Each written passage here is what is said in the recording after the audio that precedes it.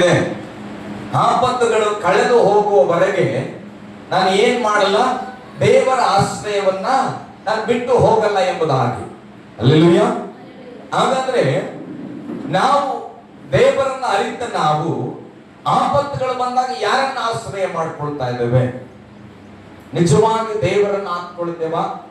ದೇವರ ಆಶ್ರಯದಲ್ಲಿ ಇದ್ದೇವಾ? ಅಥವಾ ಸಮಸ್ಯೆಗೆ ಅಂಚಿನೇ ದೇವರು ಬಿಟ್ಕೊಟ್ಟಿವ? ಸಮಸ್ಯೆಗೆ ಅಂಚಿನೇ ಪ್ರಾರ್ಥನೆಗೆ ನಾವು ನಿಲ್ಲಿಸಿದೆವಾ ಎಂಬುದಾಗಿ ನಾವು ನೆನಪು ಮಾಡಿಕೊಳ್ಬೇಕು. ನಾನು ನಿಮ್ಗೆ ಹೇಳಿದೆ 7 ದಿನಗಳನ್ನ ನಾವು ಹಿಂದೆ ಹೋಗಿ ಯೋಚನೆ ಮಾಡಬೇಕೆಂಬುದಾಗಿ. ಹಲ್ಲೆಲೂಯಾ. ಈ 7 ದಿನಗಳು ಬಹಳ ಪ್ರಾಮುಖ್ಯ. 8ನೇ ದಿನ ಏನಾದ್ರೂ ಬರ್ತದ? ಇಲ್ಲ. ನಮ್ಮ ಜೀವಿತ ಎಷ್ಟೇ ವರ್ಷಗಳು ಕಳೆದು ಹೋದ್ರು ನಮಗೆ ಬರೋದು 7 ದಿನ. ಹಲ್ಲೆಲೂಯಾ. 7 ದಿನಗಳು ದೇವರು ಪ್ರಾರಂಭದಲ್ಲಿ ಒಂದೊಂದು ದಿನ ಒಂದೊಂದನ್ನ ವಿಭಿನ್ನವಾಗಿ ಸೃಷ್ಟಿಸಲ್ಪಟ್ಟು ಕೊನೆಯ ದಿವಸದಲ್ಲಿ ದೇವರು ಏನ್ ಮಾಡಿದ್ರು?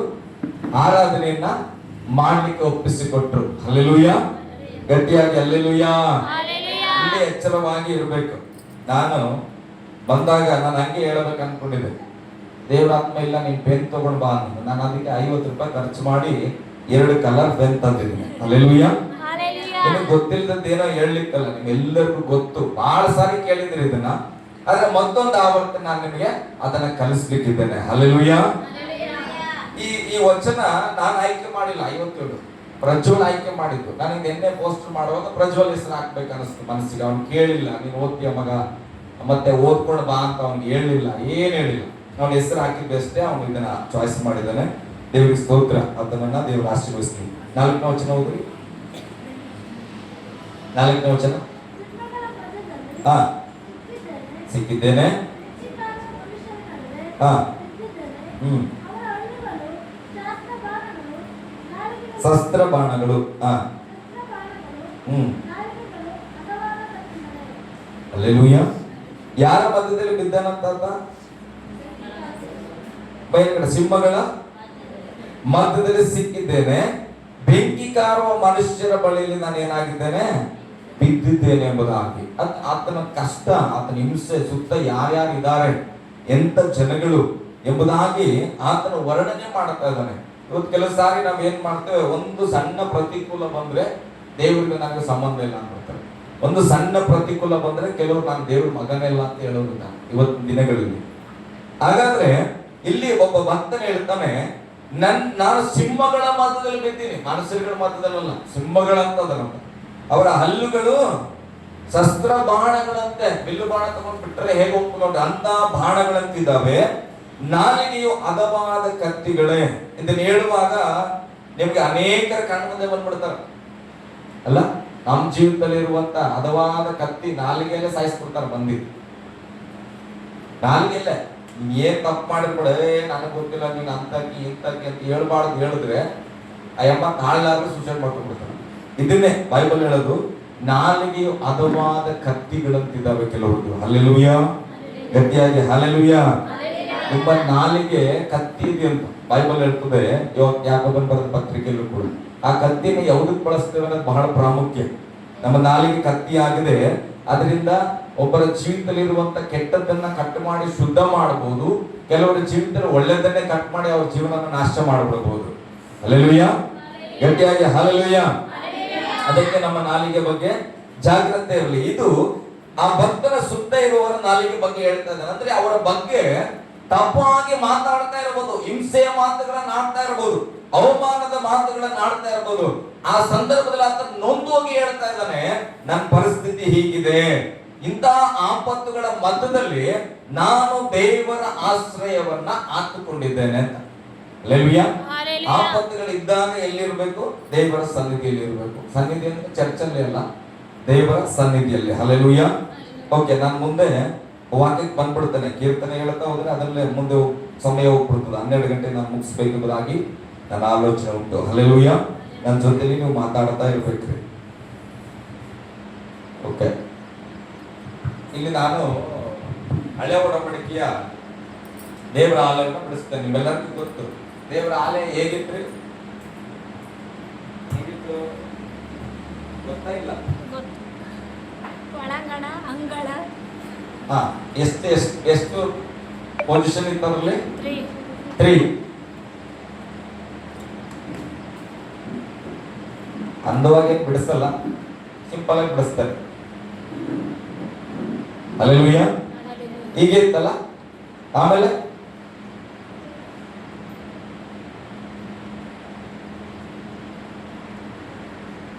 ಇದು ಒಂದ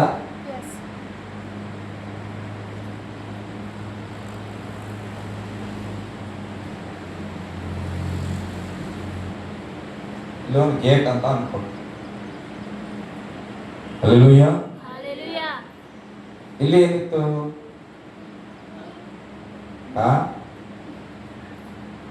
ಏನಿತ್ತು ನಮಗೆ ಗೊತ್ತು, ನಾವು ನೋಡಿದ್ರಲ್ಲ.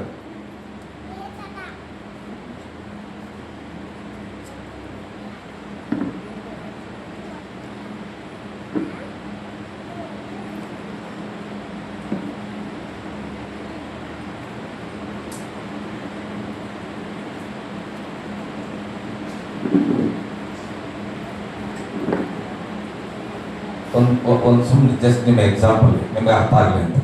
ಹಲ್ಲೆಲೂಯಾ. ಇದು ಆಲಯಕ್ಕೆ ದೇವರು ಕೊಟ್ಟಂತ ಒಂದು ಪ್ಯಾಟ್ರನ್. ಇದು ಏನಿದು? ಈ ದೊಡ್ಡ ಬಾರ್ಡರ್ ಏನು? ಕಾಂಪೌಂಡ್ ಅಂದ್ರೆ ಅಂಗಳ. ಇದು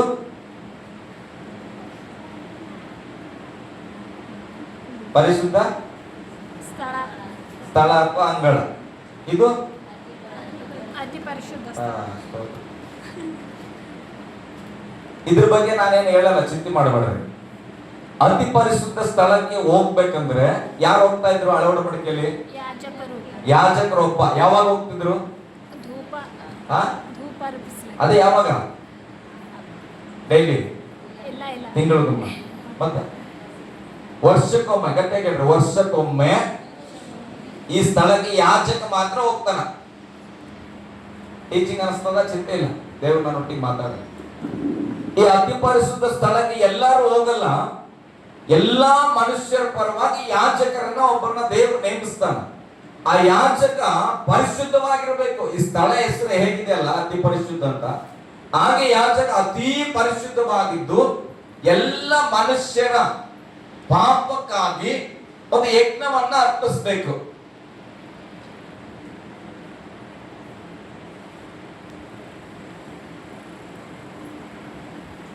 ಯಜ್ಞ ಅರ್ಪಿಸೋದು ಎಲ್ಲಿರುತ್ತೆ?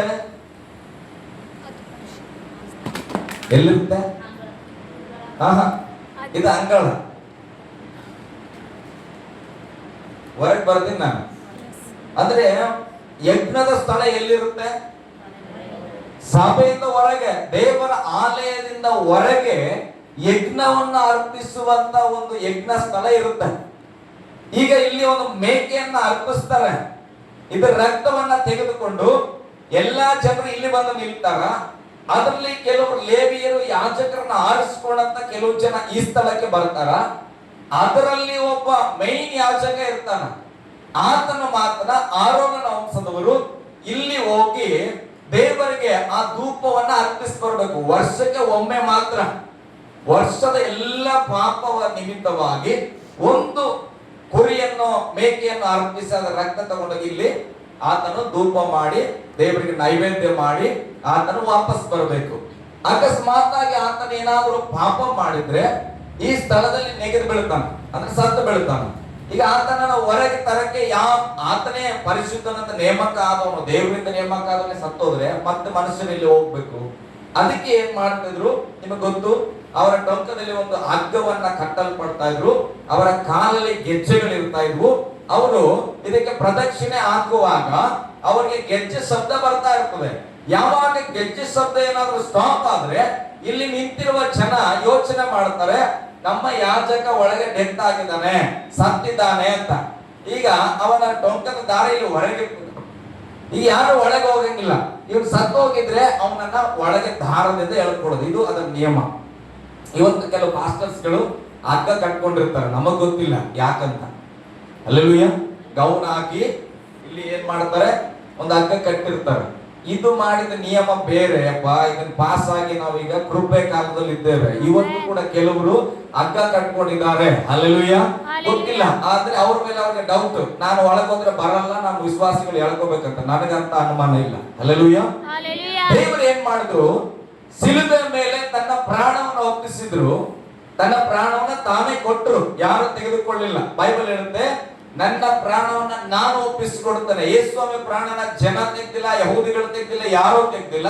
ಯೇಸು ಸ್ವಇಚ್ಛೆಯಿಂದ ತನ್ನ ಆತ್ಮವನ್ನ ಕರ್ತನಿಗೆ ಒಪ್ಪಿಸಿದ್ರು. ಯಾವಾಗ ಎಲ್ಲ ತೀರಿತು ಅಂತ ಆತ್ಮ ಒಪ್ಪಿಸಲ್ಪಟ್ಟರು, ಬೈಬಲ್ ಹೇಳ್ತದೆ, ಈ ಅತಿ ಪರಿಶುದ್ಧವಾದ ಸ್ಥಳ ಹೇಗೆ ಇದ್ದಿತ್ತೋ ಆ ರೀತಿ ಅದೊಂದು ಆಕಾಶದಿಂದ ಭೂಮಿಯವರೆಗೂ ಈ ಪರದೆ ಏನಾಯ್ತ್ರಿ, ಅರಿಯಲ್ಪಟ್ಟಿತು. ಹಲ್ಲೆಲೂಯಾ. ಹಾಗಾದ್ರೆ ಈಗ ದೇವರನ್ನ ಭೇಟಿ ಮಾಡ್ಲಿಕ್ಕೆ ನಮಗೆ ಸ್ವತಂತ್ರ ಇದೆ. ಯಾವ ವ್ಯಕ್ತಿ ಆದ್ರೂ ಕೂಡ ಯೇಸುವನ್ನ ನಂಬಿದವನು, ಯೇಸು ನಂಬಿದ್ರೆ ಅವನಿಗೆ ಏನಿದೆ, ನಿತ್ಯ ಜೀವ, ರಕ್ಷಣೆ ಇದೆ. ಹಲ್ಲೆಲೂಯಾ. ಈಗ ಯಾವ ವ್ಯಕ್ತಿ ನಂಬ್ಯಾನಲ್ಲ ಅವನು ಪರಿಪೂರ್ಣವಾಗಿ ಹೋಗಿ ದೇವರ ಹತ್ರ ಡೈರೆಕ್ಟ್ ಆಗಿ ಭೇಟಿ ಮಾಡಬಹುದು. ಯಾವ ಯಾಜಕ ಬೇಡ, ಅರಸು ಪಾಸ್ಟರ್ ಬೇಡ, ಚಿಂತೆ ಮಾಡಬೇಡ್ರಿ. ಹಲ್ಲೆಲೂಯಾ. ನನ್ ಕಾಣಿಕೆ ಕೊಟ್ಟು ನನ್ನಿಂದ ಜಪ ಮಾಡಿಸುವಂತ ನಿಯಮ ಹೋಯ್ತು, ಹೇಳ್ರಿ ಹೋಯ್ತು. ಈಗ ನೀನೇ ಡೈರೆಕ್ಟ್ ಆಗಿ ನಂಬಿಕೆ ಇದ್ರೆ ದೇವರ ಹತ್ರ ಹೋಗಿ ಜಪ ಮಾಡಬಹುದು. ದೇವರು ನೀನ್ ನಂಬಿದಾಗ ನಿನ್ನಲ್ಲೇ ಒಂದು ವಾಸ ಮಾಡ್ತಾನ. ಹಲ್ಲೆಲೂಯಾ. ಇದರಲ್ಲಿ ಡೌಟ್ ಬೇಡ. ಹಾಗಾಗಿ ಮೇಲಿನಿಂದ ಕೆಳಗಿನವರೆಗೆ ಪರದೆ ಅರಿಯಲ್ಪಟ್ಟಿದೆ. ದೇವರು ನಾವು ಈಗ ಒಂದಾಗಲಿಕ್ಕೆ ದೇವರು ಅವಕಾಶ ಮಾಡಿದ್ದಾನೆ. ಯೇಸುವಿನ ನಿಮಿತ್ತ ನಾನು ಕ್ರಿಸ್ತನಲ್ಲಿದ್ದೇನೆ, ಕ್ರಿಸ್ತನು ನನ್ನ ಒಳಗಡೆ ಇದ್ದಾನೆ. ಯಾವನಾದ್ರೂ ಕ್ರಿಸ್ತನಲ್ಲಿದ್ದರೆ ಆತನು ಏನಾಗಿದ್ದಾನೆ, ನೂತನ ಸೃಷ್ಟಿಯಾಗ್ಯಾನ. ಇದ್ರ ಬಗ್ಗೆ ನಾನು ಹೇಳಲ್ಲ, ಇದೆಲ್ಲರಿಗೂ ಗೊತ್ತು. ಆದ್ರೆ ಇವತ್ತು ನಾನು ಮಾತನಾಡಲಿಕ್ಕಿರೋದು ಈ ಪರಿಶುದ್ಧವಾದ ಸ್ಥಳದ ಬಗ್ಗೆ. ಅತಿ ಪರಿಶುದ್ಧವಾದ ಸ್ಥಳ ಬಿಡ್ರಿ, ಚಿಂತೆ ಇಲ್ಲ. ನಾವೀಗ ಆಲ್ರೆಡಿ ದೇವರಲ್ಲಿ ಇದ್ದೇವೆ, ದೇವರು ನಮ್ಮಲ್ಲಿದ್ದಾನೆ. ಹಲ್ಲೆಲೂಯಾ. ಮತ್ತೆ ಇದನ್ನೇ ಮುಗಿದ ಮೇಲೆ ಇದೇನ್ ಮಾಡ್ತೀವಿ ಪಾಸ್ಟ್ರೆ ಅಂತ ಅನ್ನೋದಾದ್ರೆ, ಇದನ್ನ ಚೆನ್ನಾಗಿ ನಂಬಿಬಿಟ್ಟಿವಿ ನಾವು. ನನ್ನೊಳಗಡೆ ಯೇಸು ಅದಾನ, ನಾನು ಯೇಸುವಲ್ಲಿದ್ದೇನೆ, ನನ್ನನ್ನು ಯಾರು ಅಪರಾಧಿ ಅಂತ ಕರೆಯಕ್ಕಾಗಲ್ಲ, ಎಲ್ಲ ಪಾಪಗಳನ್ನು ನಾನು ಜಯಿಸಿದ್ದೇನೆ. ನಿಜ, ನಮ್ಮ ಸಿಲುಬೆಯ ಮೇಲೆ ನಮ್ಮ ದೋಷ ಪತ್ರವನ್ನ ದೇವರು ಅರ್ಧ ಹಾಕಿಬಿಟ್ಟನು, ಎಲ್ಲ ಮುಗಿದು ಹೋಯ್ತು. ಹಾಗಾದ್ರೆ ಈಗ ನಾವು ಸಭೆಗೆ ಬರಂಗಿಲ್ವಾ? ಬರ್ಬೇಕಲ್ಲ. ಸಭೆಗೆ ಬರ್ತಾ ಇದ್ದೇವೆ. ಸಭೆಗೆ ಬರುವಾಗ ಕಾಮನ್ ಆಗಿ ನಾನು ಹೇಳ್ತೇನೆ, ಯಜ್ಞ. ಯಜ್ಞ ಅಂದ್ರೆ ಏನು? ಯಾತಕ್ಕಾಗಿ ಯಜ್ಞ ಅರ್ಪಿಸ್ತಾ ಇದ್ರು? ಪಾಪದ ಪರಿಹಾರಕ್ಕಾಗಿ. ಪಾಪದ ಪರಿಹಾರ ಅಂದ್ರೆ ಏನು? ಸಾಮಾನ್ಯವಾಗಿ ನಮಗೆ ಪಾಪ ಪರಿಹಾರ ಅಂದ್ರೆ ಏನರ್ಥ? ಅಲ್ಲಿ ಬಂದು ಮೇಕೆಯನ್ನು ತಗೊಂಡು ಬಂದು ಕೊಯ್ದು ಅವ್ರು ಹೇಳ್ತಾರೆ, ಸ್ವಾಮಿ ನಮ್ಮ ವರ್ಷದ ಪಾಪಗಳನ್ನೆಲ್ಲ ನೀನು ಕ್ಷಮಿಸಪ್ಪ. ಅಲ್ಲ, ಇದಕ್ಕೆ ಪಶ್ಚಾತ್ತಾಪ ಅಂತಾರೆ. ಅಂದ್ರೆ ತಿಳಿಯದೋ ಮಾಡಿರುವ ತಪ್ಪನ್ನ ಕ್ಷಮಿಸು ಸ್ವಾಮಿ ಅಂತೇಳಿ ಯಜ್ಞ ಅರ್ಪಿಸ್ತೇವೆ. ಇವತ್ತು ನಾವು ಮೇಕೆಗಳನ್ನ ಯಜ್ಞ ಅರ್ಪಿಸುವ ಅವಶ್ಯಕತೆ ಇಲ್ಲ. ಯಾಕೆ? ನಾವ್ ಯಾರೋ ಮೇಕೆಯನ್ನ ಕೊಟ್ಟು ರಕ್ಷಣೆ ಹೊಂದಿಲ್ಲ.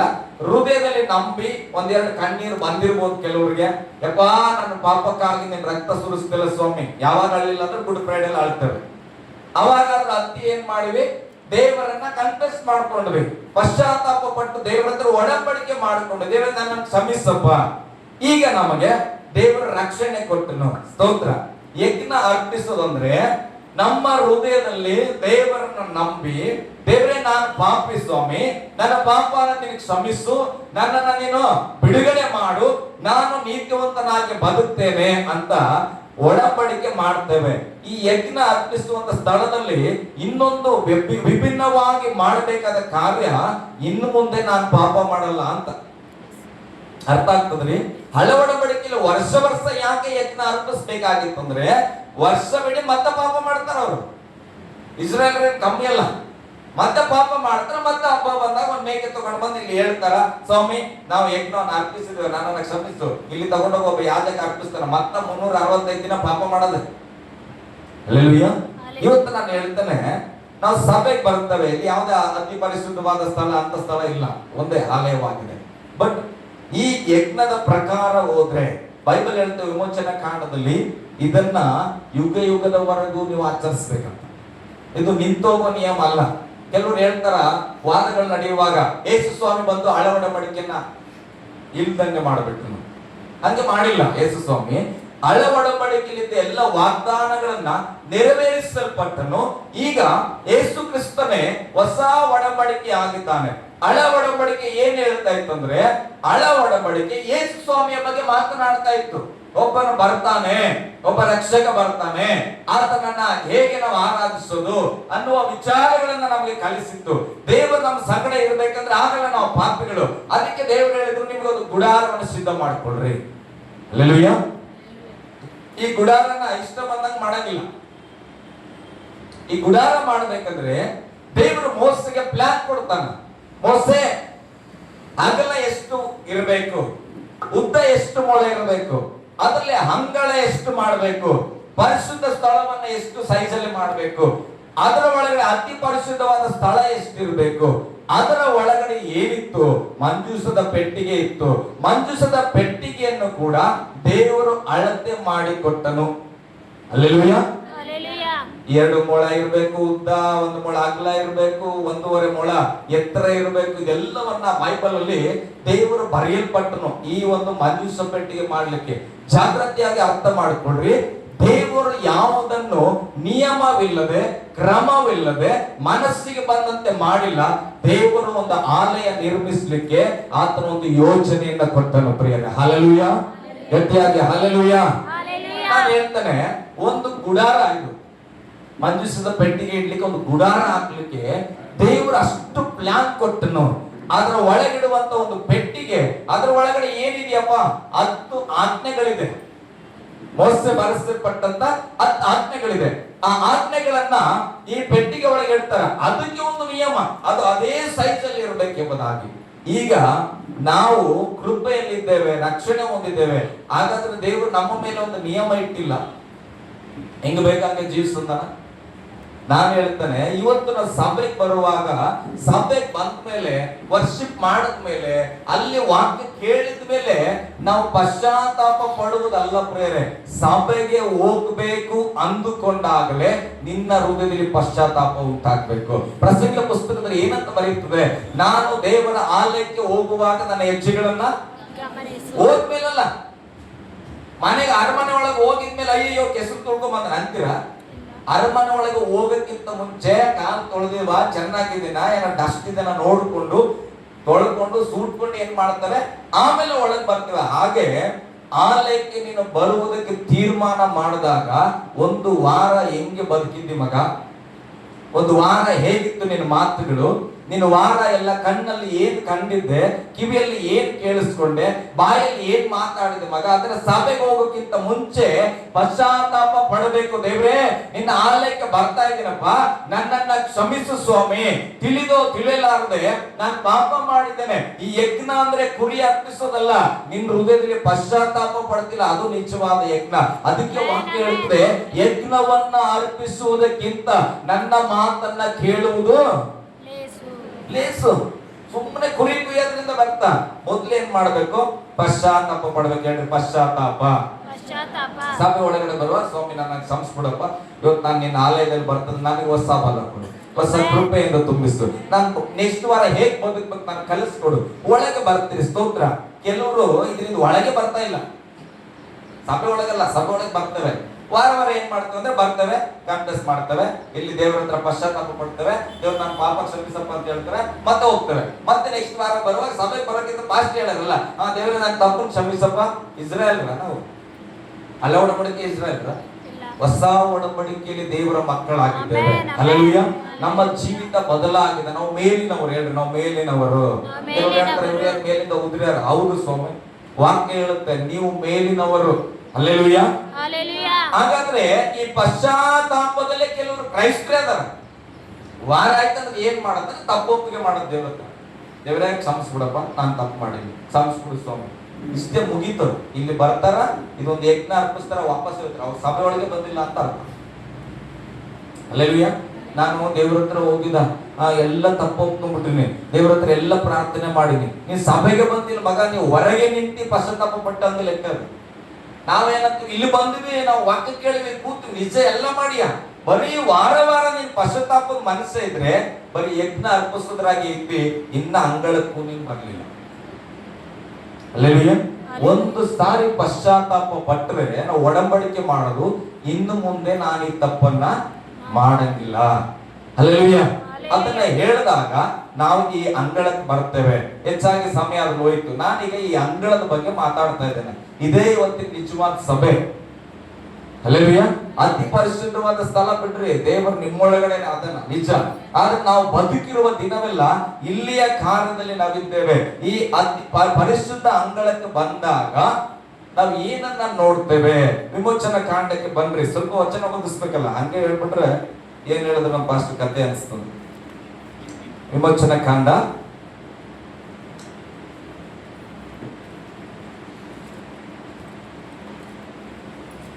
25ನೇ ಅಧ್ಯಾಯ ಅನ್ಕೊಳ್ತಾನೆ. 25ನೇ ಅಧ್ಯಾಯ 23ನೇ ವಚನ. ನೀನು ಜಾಲಿ ಮರದಿಂದ ಮೇಜನ್ನು ಮಾಡಿಸಬೇಕು. ನೋಡ್ರಿ, ಈ ಪರಿಶುದ್ಧ ಸ್ಥಳಕ್ಕೆ ಬಂದಾಗ ಇಲ್ಲಿ ಎರಡನ್ನು ಬರೆದಿದ್ದೇನೆ. ಒಂದು ಧೂಪ ಹಾಕುವ ಸ್ಥಳ. ಹಲ್ಲೆಲೂಯಾ. ಒಂದು ಯಾವ್ದ್ರಿ? ಧೂಪ ಹಾಕುವ ಸ್ಥಳ. ಒಂದು ಮೇಜಿನ ಟೇಬಲ್.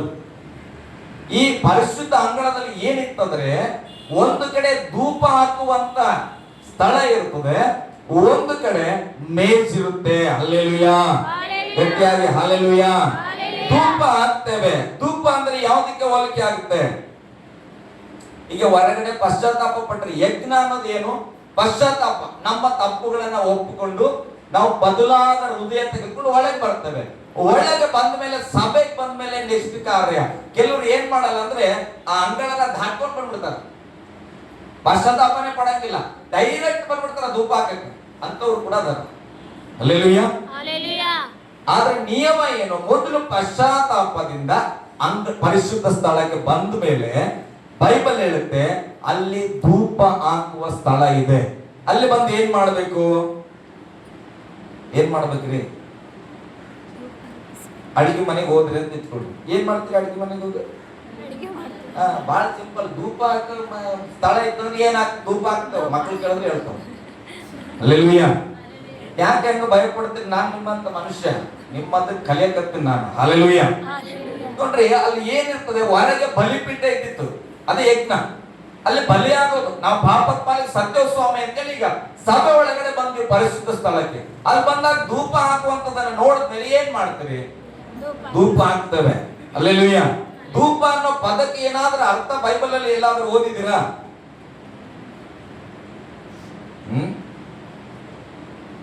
ಓದಿರ? ನಮ್ ಶಿವಮ್ಮ ಒಂದು ಹಾಡು ಹಾಡ್ತಾ ಇದ್ರು, ನೆನಪದನ ಇಲ್ಲ. ಪ್ರಾರ್ಥನೆ ಕೂತ್ಬಿಡ್ಲ ಅಮ್ಮ ಅದೇ ಮಾತಾಡೋಳು, ನನ್ನ ಪ್ರಾರ್ಥನೆ. ನೋಡ್ರಿ, ಧೂಪ ಏನಾಗದ್ರೆ ಪ್ರಾರ್ಥನೆ. ಅಲ್ಲಿ ಪಶ್ಚಾತ್ತಾಪ ಪಟ್ಟ ಮೇಲೆ ಒಳಗೆ ಬಂದ್ಮೇಲೆ ಸುಮ್ಮನೆ ಹಂಗೆ ವಾಪಸ್ ಹೋಗಂಗಿಲ್ಲ. ಇಲ್ಲಿ ಒಂದು ಧೂಪವನ್ನ ಹಾಕ್ಬೇಕು. ಆ ಧೂಪವೇ ಪ್ರಾರ್ಥನೆ ಆಗಿದೆ. ಬೈಬಲ್ ಹೇಳ್ತದೆ, ನನ್ನ ಪ್ರಾರ್ಥನೆ ಧೂಪದಂತೆ ನಿನ್ನ ಬಳಿ ಬರಬೇಕು. ಧೂಪ ಹಾಕುವಾಗ ನಿಮಗೆ ಗೊತ್ತಿಲ್ಲ, ನಾನೆಲ್ಲ ಮಾಡಿ ಬಂದ್ಬಿಟ್ಟೇನೆ. ಧೂಪ ಆಯ್ತು, ಗಂಟೆ ಅಲ್ಲಾಡ್ಸಿದಾಯ್ತು, ಎಣ್ಣೆ ಹಾಕಿದ್ದಾಯ್ತು, ಎಲ್ಲ ಹಚ್ಚಿ ಆಯ್ತು, ಸುತ್ತಿದ್ದಾಯ್ತು, ಮುಳುಗಿದ್ದಾಯ್ತು, ಗುಂಡೋಡಿಸಿದ್ದಾಯ್ತು. ಇದೆಲ್ಲ ಆದ್ಮೇಲೆ ಸ್ವಾಮಿ ನಂಬಿ ಬಂದೇನೆ. ಹಲ್ಲೆಲೂಯಾ. ಹಾಗಾದ್ರೆ ಧೂಪ ಹಾಕ್ಲಿಕ್ಕೆ ಒಂದು ಕಟ್ಟಿಗೆಗಳನ್ನ ತೆಗೆದುಕೊಳ್ತೇವೆ. ಚಂದನ್ ಕಟ್ಗಿನೋ ಮತ್ತೆ ಏನು ಸಾಂಬ್ರಾಣಿನೋ ಏನೇನೋ ಬರ್ತದೆ. ಅದನ್ನ ಧೂಪಕ್ಕೆ ಹಾಕುವಾಗ ಅದರಲ್ಲಿ ಕೆಂಡ ಇಟ್ಟು ನಾವೇನ್ ಮಾಡ್ತೇವೆ? ಆ ಧೂಪವನ್ನ ಹಾಕಿರ್ತೇವೆ. ಆ ಧೂಪ ಹೊಗೆಯಾಗಿ ಹೋಗ್ತಾ ಇರ್ತದೆ. ಹೋಗುವಾಗ ಧೂಪ ಏನಾಗುತ್ತಪ್ಪ? ಧೂಪ ಅಂದ್ರೆ ಧೂಪನೇ ಕರೀತಾರೆ, ಏನಾಗ್ತದೆ? ಸಾಂಬ್ರಾಣಿನ ಏನು ಧೂಪನೇ ಅಲ್ಲ. ಹಚ್ಚಿಕ್ಕಿದ್ರೆ ಕರ್ರಗಿರ್ತದೆ ನೋಡಿ, ಹಚ್ಚಿಕ್ಕಿದ್ರೆ ಹೋಗಿ ಬರ್ತಾ ಇರ್ತದೆ. ಈಗ ಹಚ್ಚಿಟ್ಟಿರಿ ಅಂತ ಇಟ್ಕೊಳ್ರಿ. ಈಗ ಧೂಪ ಏನಾಗುತ್ತೆ? ಮೇಲೆ ಹೋಗ್ತಾ ಇರ್ತದೆ. ನೀವು ತರುವಾಗ ಹಿಂಗ್ ತಂದಿರಲ್ಲ, ಕರ್ರಂದು ಹಿಡ್ಕೊಳಕ್ಕೆ ಚಾನ್ಸ್ ಇರ್ತದೆ. ಹಸಿಮೆ ಚಾಪಿಸ್ ತರ ಇರ್ತದೆ, ಬ್ಲಾಕ್ ಕಲರ್. ಹಚ್ಚಿದ್ರಿ, ಈಗ ಹಚ್ಚಿ ಅದು ಧೂಪ ಆಗಿ ಹೋಯ್ತು. ಆಮೇಲೆ ಅದೇನಾಯ್ತು? ಬೂದಿ ಆಯ್ತು, ಅದು ಗೊತ್ತಿಲ್ಲ. ಅಂದ್ರೆ ಅದು ತನ್ನನ್ನ ತಾನು ಏನ್ ಮಾಡ್ತಾ ಇದೆ? ಸಂಪೂರ್ಣವಾಗಿ ಸುಟ್ಟುಕೊಳ್ತಾ ಇದೆ. ತನ್ನನ್ನು ತಾನು ಸಂಪೂರ್ಣವಾಗಿ ಸಮರ್ಪಿಸಿ ಹೊಗೆಯನ್ನು ಎಬ್ಬಿಸ್ತಾ ಇದೆ.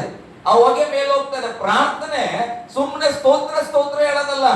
ಪ್ರಾರ್ಥನೆ ಪಶ್ಚಾತ್ತಾಪದಿಂದ ಒಳಗೆ ಬಂದ ಮೇಲೆ ನಿನ್ನ ಪ್ರಾರ್ಥನೆ ಕರಡು ಒಳಗೆ ಹಿಂಡ್ಕೊಂಡು ಬರ್ಬೇಕು. ಒಂದ್ ಮಗು ಹುಟ್ಟಬೇಕಾದ್ರೆ ತಾಯಿ ಕೇಳ್ರಿ ಹೋಗಿ, ಆಕೆ ಸತ್ಯ ಹೋಗಿದೆ ಅನ್ಕೊಂಡಿರ್ತಾಳ ಅಮ್ಮ.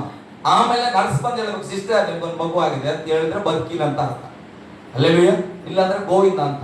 ಹಾಗಾದ್ರೆ ಆ ತಾಯಿ ಹೇಗೆ ಒಂದು ಮಗುಗೆ ಜನ್ಮ ಕೊಡ್ತಾಳಲ್ಲ, ಹಾಗೆ ನಿನ್ನ ಪ್ರಾರ್ಥನೆ ಇರಬೇಕು. ಧೂಪ ಅರ್ಪಿಸುವುದಂದ್ರೆ ಸುಮ್ಮನೆ ಯಾರೋ ಪಕ್ಕದಲ್ಲಿ ಸ್ತೋತ್ರ ಹೇಳಿದ್ರೆ ನಾನು ಒಂದು ಸ್ತೋತ್ರ ಹೇಳಿದೆ, ಅವ್ರು ಯಾವ್ದೋ ಒಂದು ವಾಕ್ಯ ಹೇಳಿದ್ರೆ ನಾನು ವಾಕ್ಯ ಹೇಳಿದೆ, ಅದಲ್ಲ.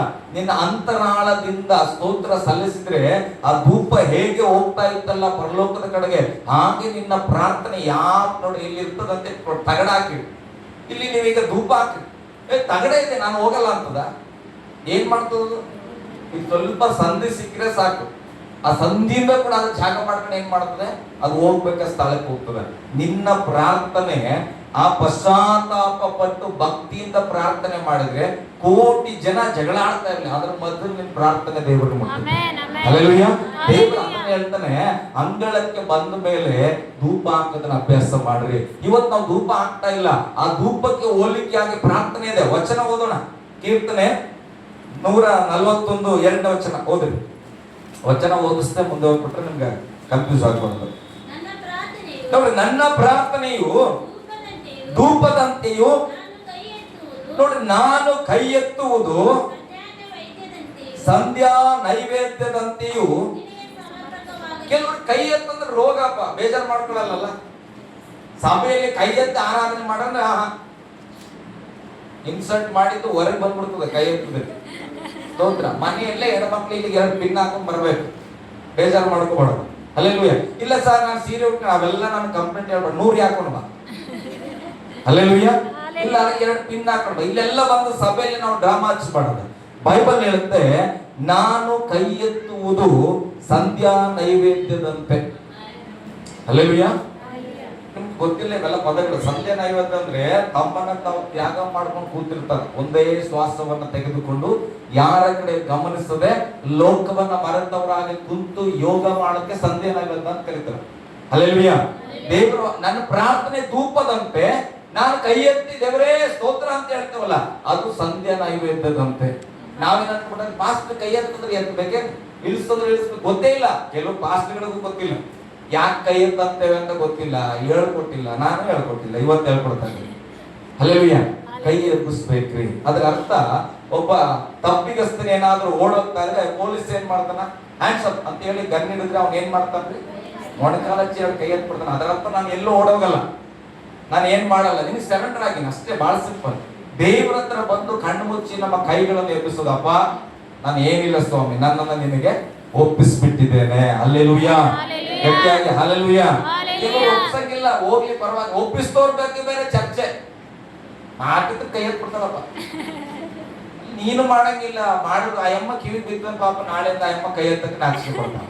ಇವತ್ತು ಸಭೆಗಳು ಹೇಗಾಗಿದೆ ಅಂದ್ರೆ, ನಾವೂ ಮಾಡಲ್ಲ, ಮಾಡುವವರನ್ನು ಸ್ವತಂತ್ರವಾಗಿ ಮಾಡ್ಲಿಕ್ಕೆ ಬಿಡಲ್ಲ. ಹಲ್ಲೆಲೂಯಾ.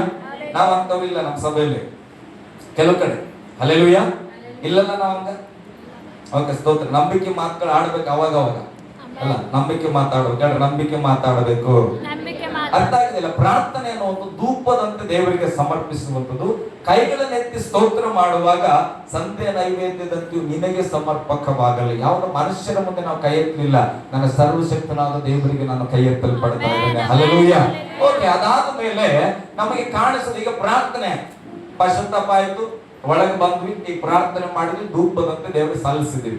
ಅದಾದ್ಮೇಲೆ ನಮಗೆ ಕಾಣಿಸೋದು ಮೇಜು. ಮೇಜಿನ ಬಗ್ಗೆ ಓದೋಣ. 25-23 ಓದ್ ಮಗ, ತುಂಬಾ ಚೆನ್ನಾಗಿ ಕಂಡ.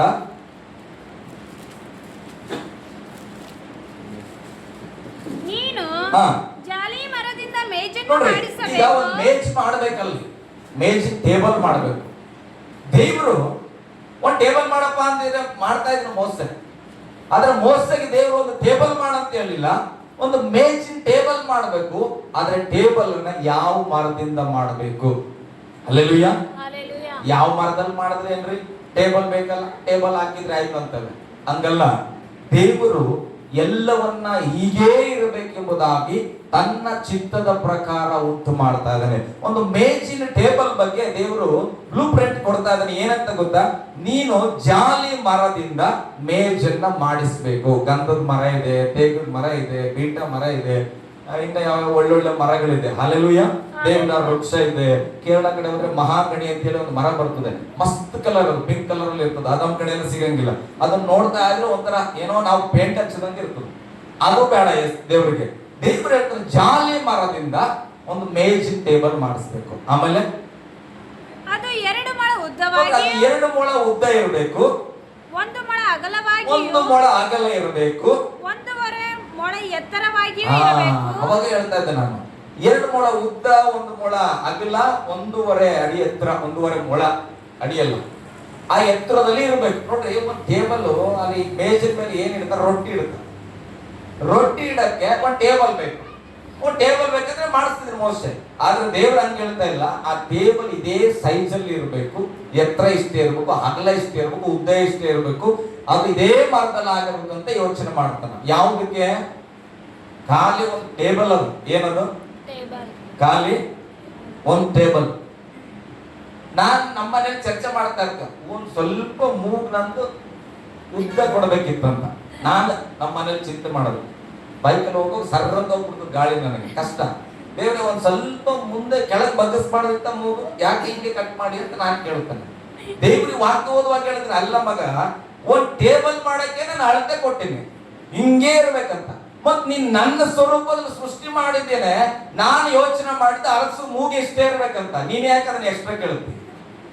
ಅಲ್ಲೆಲ್ಲೂಯ್ಯ. ಸ್ವಲ್ಪ ಬೆಳ್ಳಗಿರ್ಬೇಕಿತ್ತು, ಸ್ವಲ್ಪ ದಪ್ಪಕ್ಕಿರ್ಬೇಕಿತ್ತು, ಸ್ವಲ್ಪ ಉದ್ದ ಇರ್ಬೇಕಿತ್ತು, ಕಡಿಮೆ ಇತ್ತು, ಎಲ್ಲ ಬಿಟ್ಕೊಡ್ರಿ. 2 ಪಕ್ಕದಲ್ಲಿ ಕೈ ಕೊಟ್ಟರು, ಇದೆಲ್ಲ ಬಿಡ್ರಿ. ದೇವರು ಅರಸು ಹಿಂಗೇ ಇರ್ಬೇಕಂತ ಪ್ರೀತಿ ಮಾಡೋಣ. ಅರಸು ಹಿಂಗಿದ್ರೆ ಚಂದ ಅಂತೇಳಿ ದೇವರು ಪ್ರಿಂಟ್ ಹಾಕಿ ನಮ್ಮ ಅಮ್ಮನ ಒಟ್ಟೊಳಗೆ ಹಾಕಿದ್ದು. ಯಾರು ಕೇಳಿಲ್ಲ ನಮ್ಮಮ್ಮ ನನ್ನ ಮಗ ಕರ್ರಿಗೆ ನನ್ನ ತರನೇ ಇರಲಿ ಅಂತ ಕೇಳಲಿಲ್ಲ. ಹಲ್ಲೆಲೂಯಾ. ಗಟ್ಟಿಯಾಗಿ ಹಲ್ಲೆಲೂಯಾ. ಒಂದು ಟೇಬಲ್ಗೆ ನಮ್ಮ ದೇವರು ಇಷ್ಟು ಪ್ರಾಮುಖ್ಯತೆ ಕೊಟ್ಟು ಇದೇ ಸೈಜ್ ಅಲ್ಲಿ ಇದೇ ರೀತಿಯಾಗಿ ಇಷ್ಟು ಎತ್ತರದಲ್ಲಿ ಇರಬೇಕಂದ್ರೆ, ನೀನು ಅವನ ಸ್ವರೂಪದಲ್ಲಿ ಹುಟ್ಟಿರುವ ಮಗಳು ಮಗನಾಗಿದ್ದಿ, ನಿನ್ನನ್ನ ದೇವರು ಇಷ್ಟೇ ಎತ್ತರ ಇವ್ರು ಇರ್ಬೇಕು, ಇದೇ ಗಾತ್ರದಲ್ಲಿ ಇರ್ಬೇಕು, ಇದೇ ಕಲರ್ ಇರ್ಬೇಕು, ಈಕಿ ಕಣ್ಣಿ ಹಿಂಗೆ ಇರ್ಬೇಕು, ಕೂದಲು ಇಷ್ಟೇ. ದೇವರು ತನ್ನ ಇಷ್ಟದ ಪ್ರಕಾರ ನಮ್ಮನ್ನ ಸೃಷ್ಟಿ ಮಾಡೋಣ. ಇವತ್ತು ನಾವೇನ್ ಮಾಡ್ತಿದ್ದೇವೆ, ಆ ದೇವರು ಪ್ರೀತಿಸಿದ ಸಾರ್ಯವನ್ನ ಬೇರೆ ಮಾಡ್ಕೊಳಕ್ ನೋಡ್ತೇವೆ. ಹಲ್ಲೆಲೂಯಾ. ಅಲ್ಲೇ ದೇವರಿಗೆ ಇಷ್ಟ ಇಲ್ಲ. ನಾವು ಅಲ್ಲ, ನಮ್ಮ ಮಕ್ಕಳನ್ನ ನಾವ್ ಏನೋ ಮಾಡ್ಬೇಕಂತ, ಅವೇನೋ ಮಾಡಿದ್ರೆ ಬೇಜಾರಾಗ್ತದೆ. ಛೇ, ಇದಕ್ಕೆ ಹುಟ್ಟಿಸಿ ನಮ್ಮ ಮಗನಿಗೆ ಇಷ್ಟು ಬೆಳೆಸಿನ ಅಂತೇವೆ. ಅಂದ್ಮೇಲೆ ದೇವರು ನಮ್ಮನ್ನ ಉದ್ದೇಶಪೂರ್ವಕವಾಗಿ ಹಿಂಗಿರ್ಬೇಕು, ಇಂಥದ್ದು ಮಾಡ್ಬೇಕು, ಹೀಗ್ ಬದುಕ್ಬೇಕಂತೇಳಿ ಆತನು ಯೋಚನೆ ಮಾಡಿ ಪ್ಲಾನ್ ಪ್ರಕಾರ ನಮ್ಮನ್ನು ಉಂಟು ಮಾಡಿದ್ದಾನೆ. ನಾವು ಪ್ರಶ್ನೆ ಮಾಡಕತ್ತೀವಿ, ನಮ್ದು ಯಾಕೆ ಹಿಂಗಿದೆ, ಅವ್ರದ್ದು ಯಾಕೆ ಹಂಗಿದೆ, ನಾವ್ ಯಾಕೆ ಹಿಂಗಿಲ್ಲ ಅಂತ. ಅದೆಲ್ಲ ಬಿಡ್ಬೇಕ್ರಿ. ಹೇಳ್ರಿ, ಬಿಡ್ಬೇಕು, ಬಿಟ್ಟಿವಿ. ಓಕೆ, ಮುಂದೆ. ಅದಕ್ಕೆ ಚೊಕ್ಕ ಬಂಗಾರದ ತಗಡುಗಳನ್ನು ಹೊದಿಸಿ.